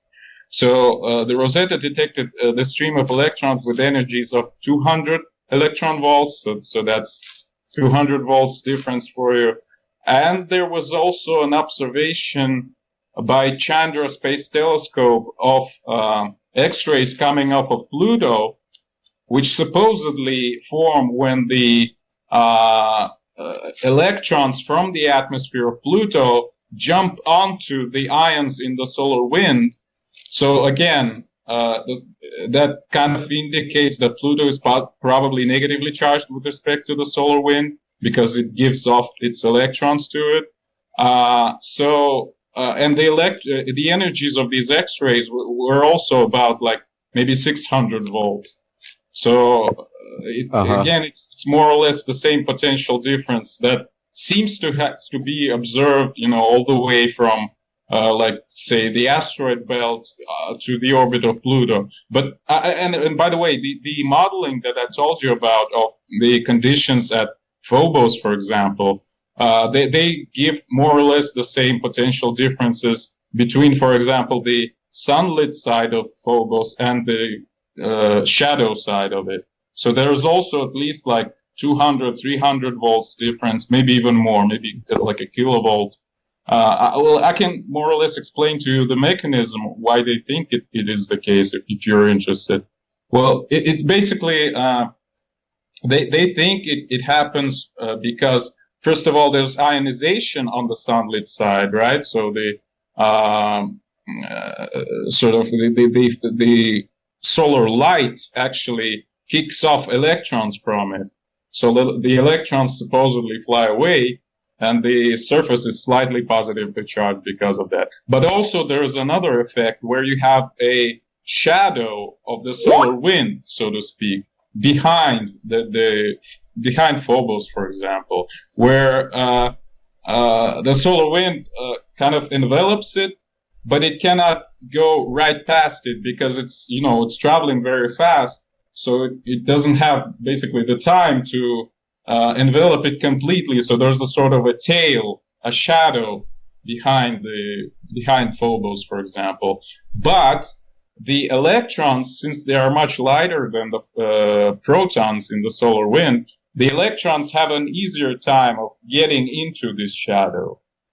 So here you have at least two mechanisms how the sunlit side would be positively charged and the shadow side would be negatively charged. And the authors of these researchers usually indicate that the more irregular is the shape of the object, if you have some spiky cliffs or something like that, the bigger would be the potential difference in these areas. And actually, on the moon, we have the same situation. The sunlit side is positively charged, the shadow side is negatively charged, and that's why on the Terminator, on the line where you have day-night crossing, you have pretty strong potential differences there, which again sometimes cause the breakdown, the discharges, those dust fountains and whatnot, and so on and so forth. But I want to again stress, kind of supporting Jim's idea that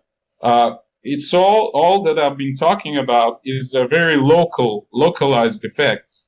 Again, it's the relation of for example, the charge or electric potential of the body to the solar wind that is immediately around it, But we have no idea what the potential. How do you measure it? I mean, that obviously that's exactly. So we have no idea what is the potential difference between the solar wind that is around Phobos and the solar wind that is all the way down at Earth's orbit at this point, for example.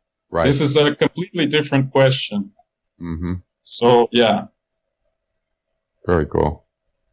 But you can see that's why I bailed on the whole argument early on in the electric sun models when they were saying the sun is positively charged, the sun is negatively charged, and we have all this evidence from the solar wind. I'm like, no, you don't have any evidence. All you have is your theories and what you want to match to that. But you can't, there's not enough data, that's objective data out there to answer it based on that alone. If you want to do it by a solar tufts, I'm interested in all those arguments, but you can't do it by the solar wind for sure. That's the picture I was talking about. This is by Michael Claridge. Yeah, I watched that. That's in his presentation, yeah. So again, this is order of magnitude is the same, roughly like 600 volts, But again, this is like only the hypothesis. It's kind of reasonable, It's pretty conservative.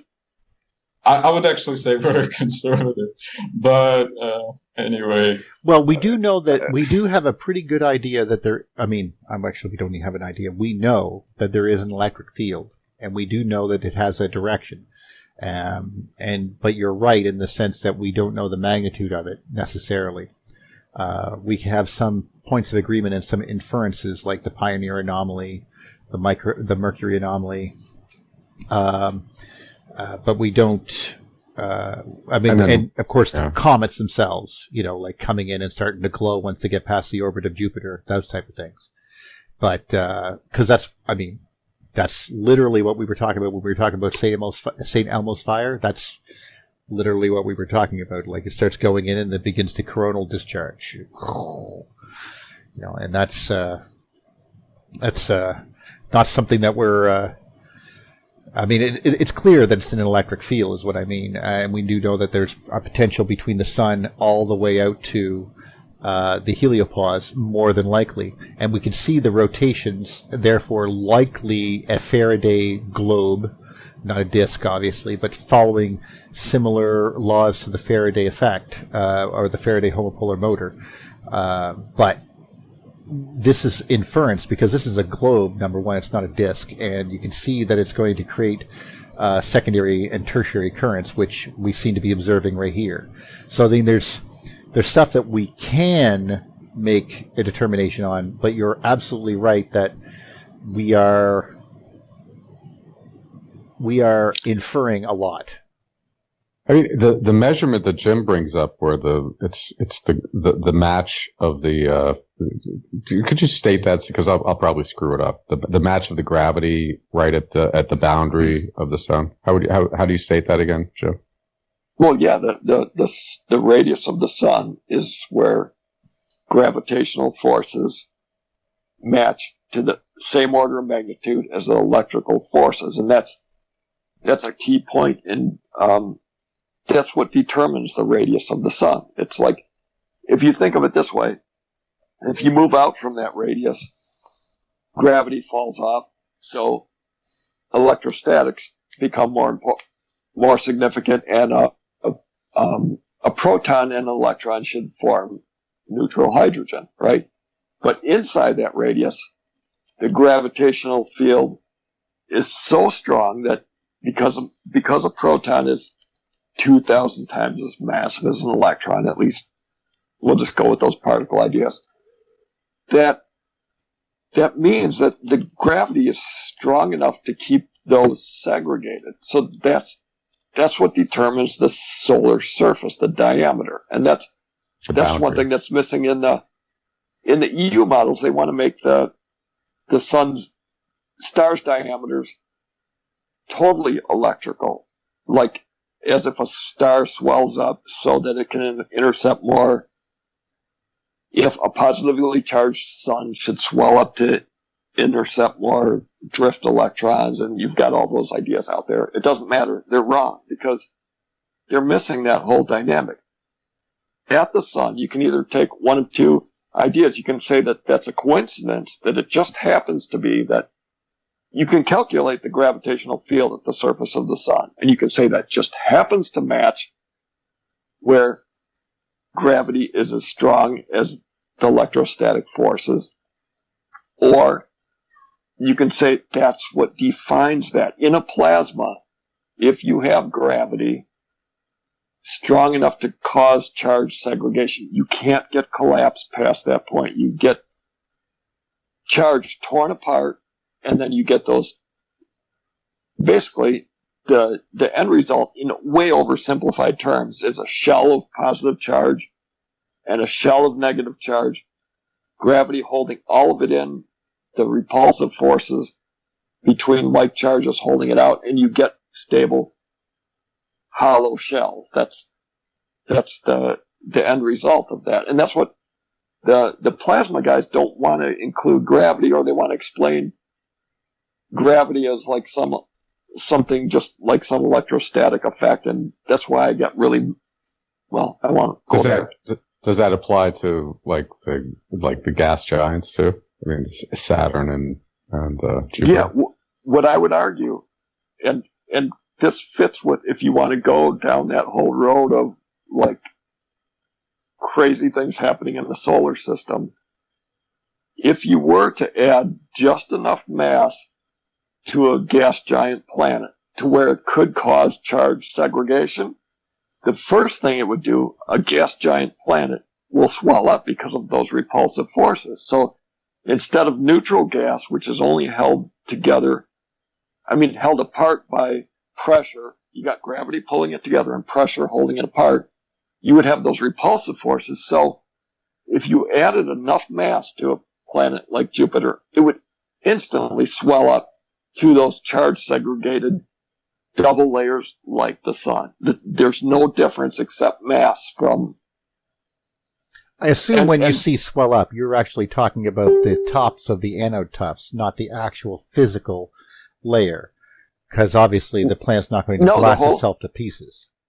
No, neutral matter. If you just start... I mean, that's where I like that mainstream article. I think that should be required reading. I keep citing that. I feel like I'm obnoxious about it, but no, keep going. You're not obnoxious, Jim. You should hear me. On the global electrostatic charge of stars, what they worked out way back in the 1920s, and the whole mainstream forgot it, is that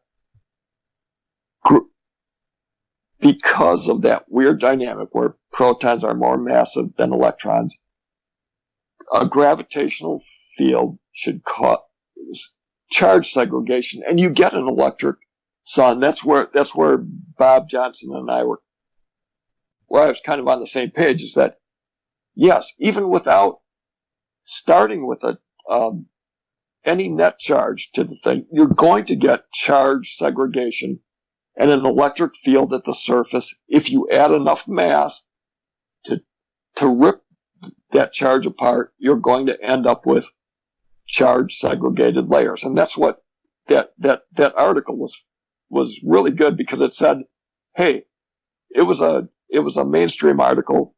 What's the name of it? You know, on the global electrostatic charge of stars. Okay. And it's I remember watching it or reading it.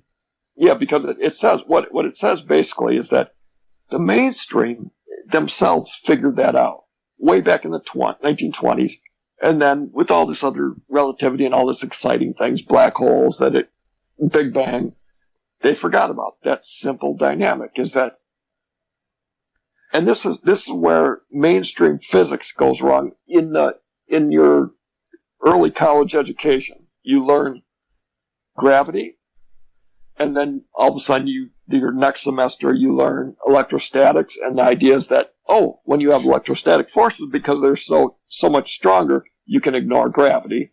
And then suddenly you take your first astronomy course and you're back to gravity only matters at the large scale, and you know something is wrong, or you should have. And I'm saying this, I'm yelling at myself here, because that's where I went wrong. I just swallowed this whole crap idea. But no, the exciting things happen at that balance point. Yes, even if electrostatic forces are so many orders of magnitude stronger than gravity, still there is going to be that point out there where things balance, where enough mass in one spot, like the sun, will have that point where gravitational forces and electrostatic forces balance, and that's where all the fun happens everywhere. To me, that's where. Well, I can dynamic. I can buy this. I really can. Except obviously, I have a problem with the instant or generally instant growing or shrinking of planetary bodies. I figured it would be a much longer process, but. Well, yeah. I mean, it's not going to be. I couldn't just picture looking over at Jupiter going, "Boonk," just suddenly getting bigger. That would be. No, but what we see in space is these like explosions at at least shockwave speeds, where the speed of sound in the plasma, that might be the limiting speed to how fast things can change. But we see that dynamic going on out there, and it's actually not the case. At least supposedly the solar wind is supersonic for the most part, so it travels faster than sound can transmit through it. Again, according to heliophysics. Right. I'm just talking about like stellar remnants. When you see those, they seem to be expanding at what they calculate as the speed of sound in that medium. Like when a star blows itself apart into a supernova or something, what they actually can see is a shell of matter traveling at the speed of sound in the plasma. I mean, you do get shock fronts, and shock fronts, there's electric field at a shock front, and that's a whole other dynamic that's not really considered, but that's important. I mean, the sound and electricity, the relationship between the two. I actually wanted to comment in general. I think I disagree with your idea about this paper, if this is the actual paper you were referencing, because I remember reading that. Put that paper on the link, by the way. I want to grab it. And what it said basically was that, okay, there is an electrostatic charge of the sun or any other star for that matter, just because, as you said, there is a difference in mass between the proton and electron, and therefore what they said that during thermal expansion of the solar atmosphere, the electrons would go out faster. Thank you. So that means that the lower layers of the solar atmosphere, or even like the surface of the sun, of course they don't consider the sun having a surface, but anyway, would be charged positively, whereas the outer layers, I guess, would be charged negatively. But this charging would continue only up to the point where there would be an electric field formed by this charge separation, and it would be, as you might have guessed, directed in the opposite direction. So it would drag protons outwards and electrons inwards. So electrically speaking, it would be directed outwards from the sun. And they've calculated so basically they're kind of starting already from the stable sun with the current diameter, and they're just calculating what kind of electric charge would there be on the sun for this electrostatic force to compensate for the mass difference in proton and electron. So they're not saying that the sun has this radius because it is the radius at which the electric field compensates for gravity. No. It's actually kind of vice versa. Right. They're saying that given the mass of the sun and the radius, this is the electric field strength. And then they're saying that it just happens to be that the electric field strength happens to be the same order of magnitude as the gravitational forces. But it's not. It doesn't just happen to be there. That is what defines that. They're not going that far. They're just saying that, hey, here's a ball of mass. We know what the sun's mass is. We calculate that from the orbit of planets, for example. So we can calculate then the electric field strength in a plasma, and there you go. Their result was that, hey, look, it's the same order of magnitude as the gravitational forces. But what I'm saying, they're saying that could just be, that's just what we worked out. That could be, they're just saying we have just happen to be there. Just happen to be that way. We should pay attention to electrostatics because the forces are at least as powerful as gravity there. But they're missing the whole thing. It's not, they don't just happen to be the same. That is what defines that thing. But see, what they're missing, the mainstream idea, obviously, is that there's a lot more going on inside the sun. And I'm saying, no, the end result is for gravitational collapse. Once the gravitational field is strong enough to separate electrons from ions, you don't get gravitational collapse. In other words, the hollow sun idea is actually, that's correct, and that's what was worked out way back when. No sooner did Newton get his ideas on gravity than, who was it? Edmund Halley realized that the Earth had to been hollow. He worked that out from first principles back then, and the idea is right. Yes, the sun is hollow because you can't have gravitational forces increasing towards the core because you would have already separated. You would have had gravitational forces great enough to separate charge, and you don't get gravitational collapse. I'm arguing the sun is hollow. You can't. There's no force great enough to pull those repulsive protons and all you do if you add more mass to the sun, all you would do is add to the radius. You wouldn't get it to shrink down. You wouldn't get it to collapse into a black hole or a neutron star. All you would do if you added mass, you would add to both because you're increasing gravitational forces. You would get a larger shell of protons surrounded by a larger shell of electrons.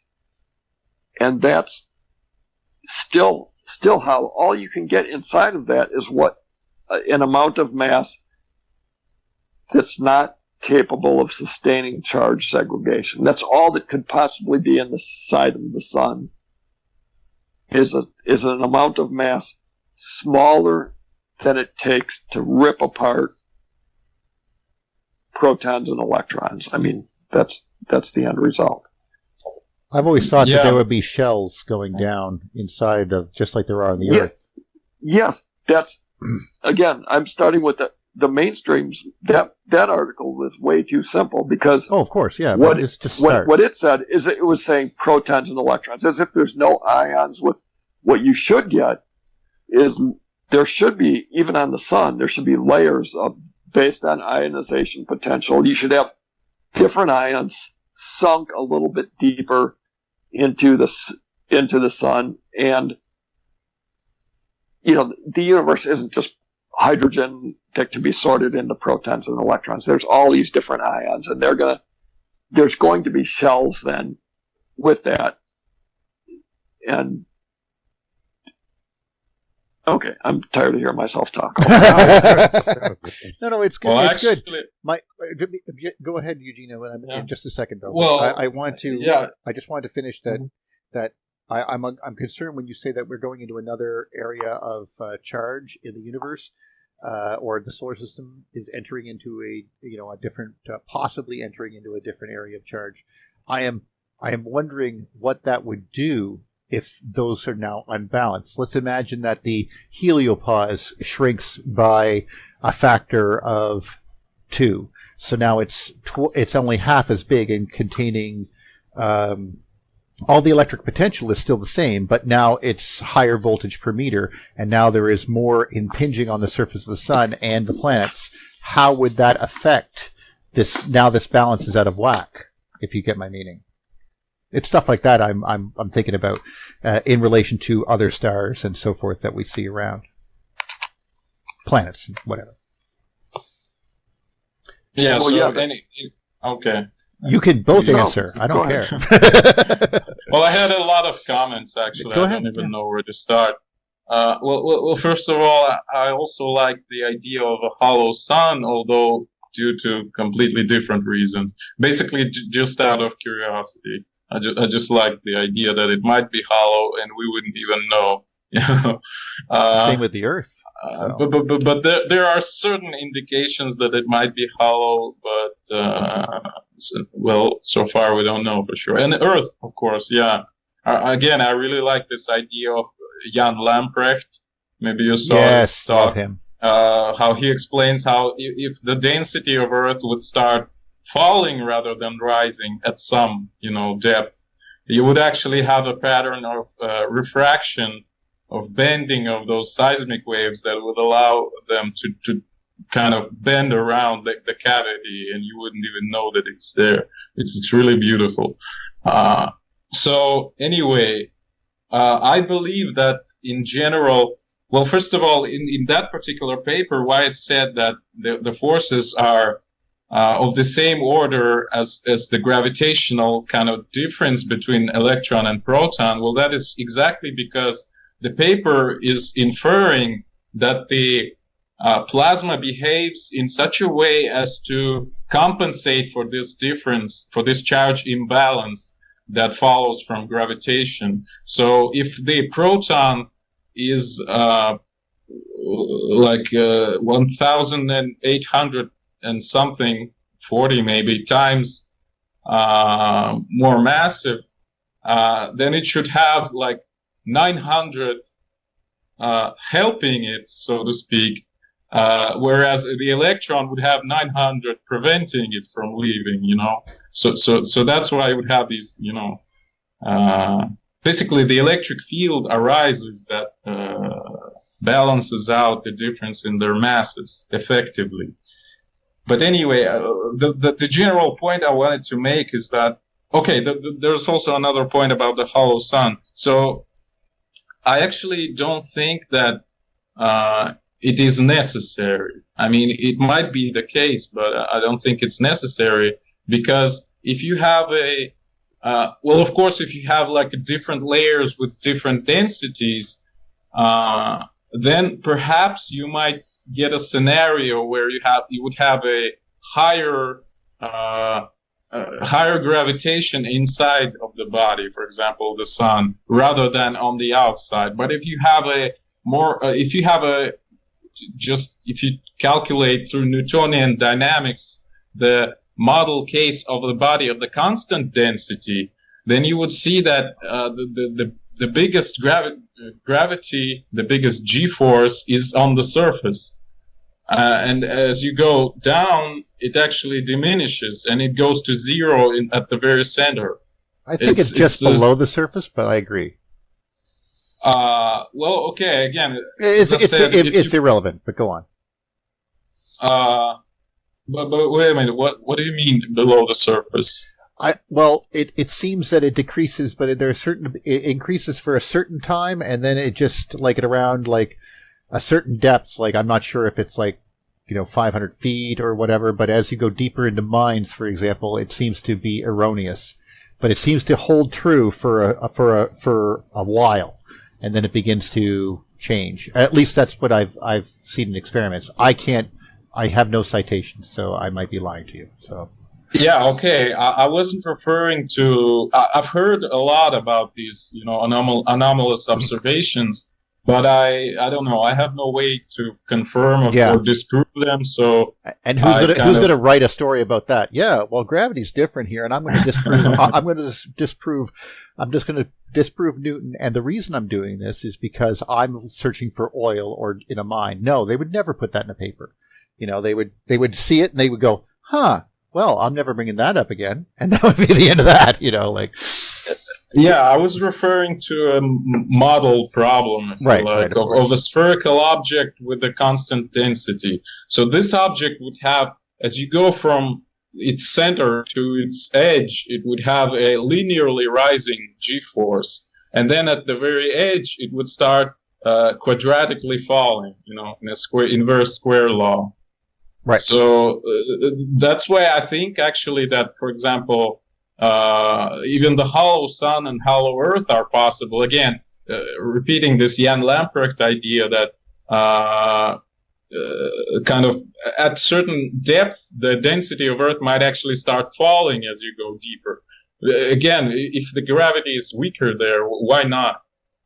I mean, and the cavity, according to Newton, by the way, if there is a cavity like with negligible mass, it would have a weightlessness basically in all its points. So it would be 0 G inside this cavity, which is pretty peculiar, I guess. It's pretty funny.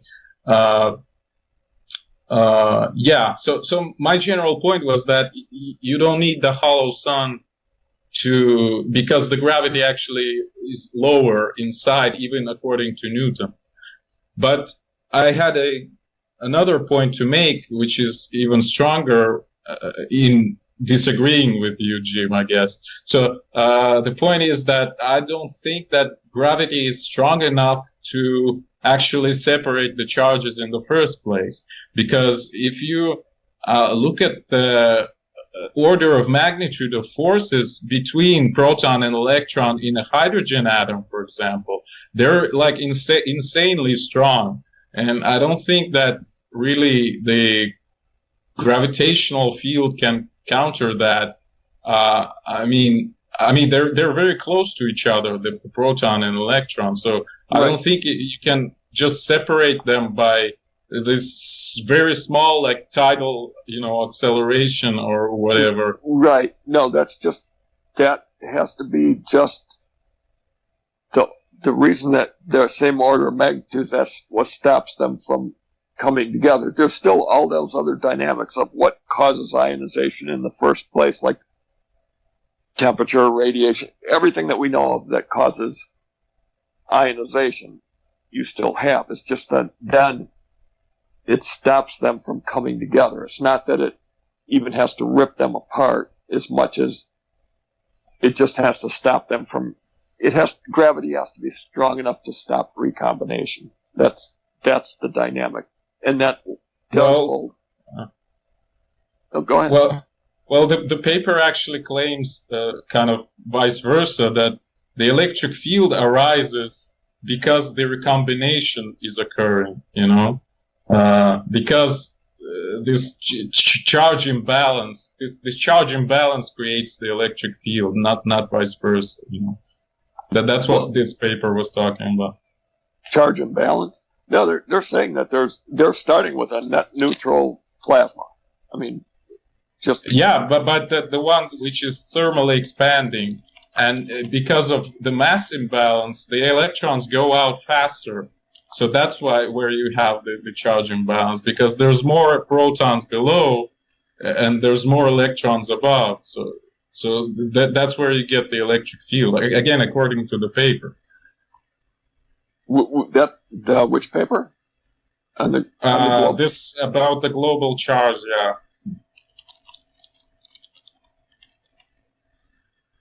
Well, their argument is actually pretty oversimplified. They're starting with they're just showing the relationship of gravitational forces to electrostatic forces in starting with a net neutral sun, and starting with they're ignoring magnetism and radiation, thermodynamics, everything else. They're just taking a oversimplified look, but that is what you get. That's the end result, and you can work this out though, even for yourself. Just try. If you take positive charges, negative charges, give them any mass difference at all, the end result in gravitational collapse is two charged double layers. It isn't collapse into a net neutral. There's, you don't get neutronium, you don't get a neutron star, you don't get any of that. You get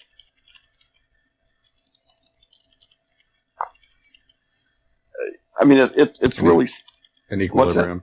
Some equilibrium like that. You get an equilibrium. Charge separation, yeah. But it's because there's an external energy influx, in particular the heating from below. That's what drives this machine, basically. Right. There's still going to be all those dynamics, but it means that if you want to take it further, like this idea of a neutron star, clearly you don't get that. Like you were talking about the forces to take in hydrogen, for example, to rip off an electron from a hydrogen atom. That's a lot stronger than gravity at the sun's surface, but that's still not infinite. So there still has to be a point where you can do that. So you can't possibly get gravitational collapse to a neutron star, because once you get enough mass that you can actually overcome that, and that's as strong as it is, it's a finite force. So there has to be a mass limit even to where you can tear a hydrogen atom apart, and then you'll get those charged, segregated, hollow layers. And that's what we see out there everywhere that we look in space. I mean, you see those expanding and contracting double layers. I don't care if they call them shock fronts or ionization fronts or whatever, but those hollow shells. I mean, are that's what's out there. That's the end result on all scales. I mean, just the fact that it looks opaque, like when we look at the sun. I mean, that's just a factor of the scale we're looking on. But there's no difference between the sun and a planetary nebula that's hollow too. I mean, that's the end result in our universe. Just because, for whatever reason, even if you want to take that particle like proton and particle like electron, just if you want to give them a difference in mass, you're going to get that end result. That you don't get gravitational collapse into neutral anything as the end result. You get charge segregation. That's like the simplest possible way to look at that. And you get then at some level you'll get positive charge, more massive positive charge, negative charge, and the only thing that can survive in that is a smaller amount of mass than is able to rip itself apart by that. Like you could have, theoretically, I'm not saying this is true, I'm saying that from the dynamics, you could have neutral mass, small amounts of neutral mass inside the sun in shells or orbiting each other, or any of those dynamics could happen inside that those charge segregated layers. But you do get gravitational segregation of charge, and that's the simple starting point that so many people in both the mainstream and EU just missed. You've touched some strings in me, some theoretical physicist strings, I guess. Right. I was just starting. I was just, yeah. I just started to think maybe there is some sort of, I was talking about this charge separation is kind of supported by the influx of energy from, thermal energy or radiation or whatever. So this is what drives this, sort of decrease in entropy, if you like. When we separate stuff, we kind of order it. Yeah, mm-hmm. It becomes not just a chaotic mess, but there are actually, again, layers, which means ordering. So I thought maybe there is some sort of if the stars are electric, for example. Or again, if by some other means the electromagnetism influences their brightness, or the energy output from the star itself, maybe there is some sort of feedback loop here, where you have the electric field supported by the thermal energy, where the thermal energy itself is supported by electric field. See what I'm saying here? So the star kind of supports itself in that way by, first of all, sustaining the field, and secondly, the field sustains the energy output of the star, which again sustains the field itself, which again feeds the energy into the star, sort of. So again, and kind of a more abstract philosophical point, I remember we talked about the life, the origins of life, and right. Somebody mentioned, as it always happens, this, entropic approach to life that was firstly, I think, proposed by Erwin Schrödinger, who said that life, constantly exports entropy. So life kind of orders itself, whereas it throws the chaos away, kind of, what is always degenerating though? I don't exactly get what you mean. Well, if you're only doing that, there's no reordering. It's always disordering. Well, according to thermodynamics, it's actually the thing that helps you get ordered, because you're throwing the chaos away while you yourself stay ordered. Because but not reaching a higher state of order, though, right?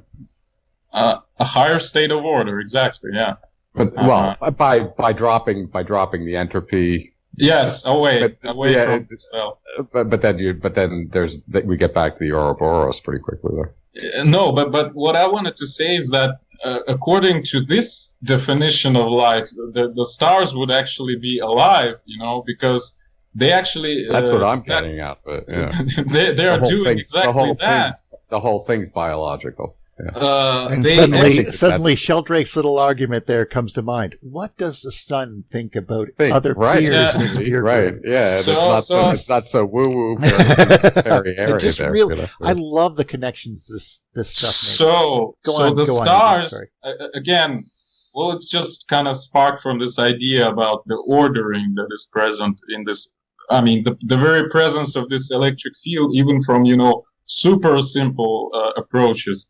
So the star actually exports entropy in the form of electromagnetic radiation and obviously particles, the wind and energetic particles and so on. So this is kind of, if you like, it breathes out this stuff, but there of course comes a question what it breathes in, how does it feed itself or something like that. Now, of course, the heliophysics today consider, the nuclear fusion as being the primary source of this, or kind of the energetic source that allows the star to sustain the order, basically. Right. But, well, I don't know. Again, that's the same thing that you're talking about, where it's like, okay, you start with a certain amount of order, and then it's ultimately degrades and ultimately dies, Yeah, but there's no other path where there's a reordering coming back in, like around the other side of the loop, But again, returning to what I said about the possibility of such feedback loop. What if that is the case? What if That's that's the one that rings for me anyway. I'm just a dog pointing in a direction. I don't have all the details, but it's like that's the one that rings at least. That there's another side to the loop, and there's the entropic side that we've been all exposed to, and it's been presented as that's it. Second law of thermodynamics, and then. Well, it doesn't explain it to me. That doesn't hold up. That's all just degeneration. What's the generation side of it?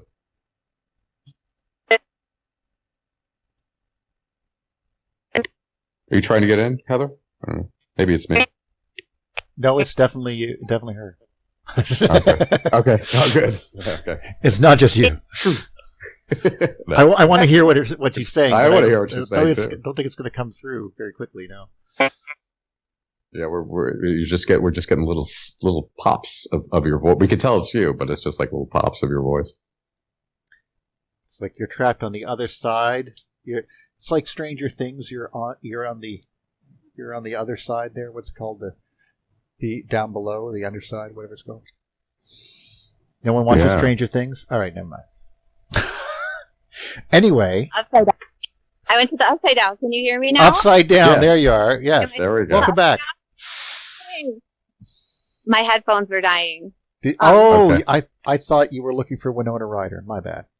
Yeah, no. I was follow the blinking lights. But that's kind of what I'm talking about, the blinking lights, because it sounds what he's talking about, especially with the thermal feeding on itself, and then it sounds like piezoelectricity to me, and breathing, and your heartbeat, and all those other things that are cyclic loops like that keep feeding on each other. Because does your heart really, the blood is present, right?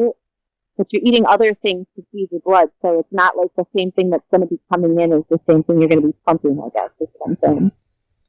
Well, there's something to be said for that. There's a big, we know that there is charge separation inside the human body. We know that things that are generally neutral are just fairly inert, like rocks and stuff. Living things, even a tree has charge separation that exists inside an electric field. We know that plasma is inherently disconnected.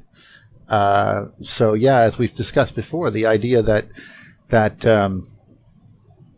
life is a form of plasma and requires electrical charge separation or something of those in that nature, sort of like a fifth state of matter, maybe. It's not so far-fetched anymore. What would seem crazy in the mechanical worldview of just 50 years ago is now something we can discuss with some validity.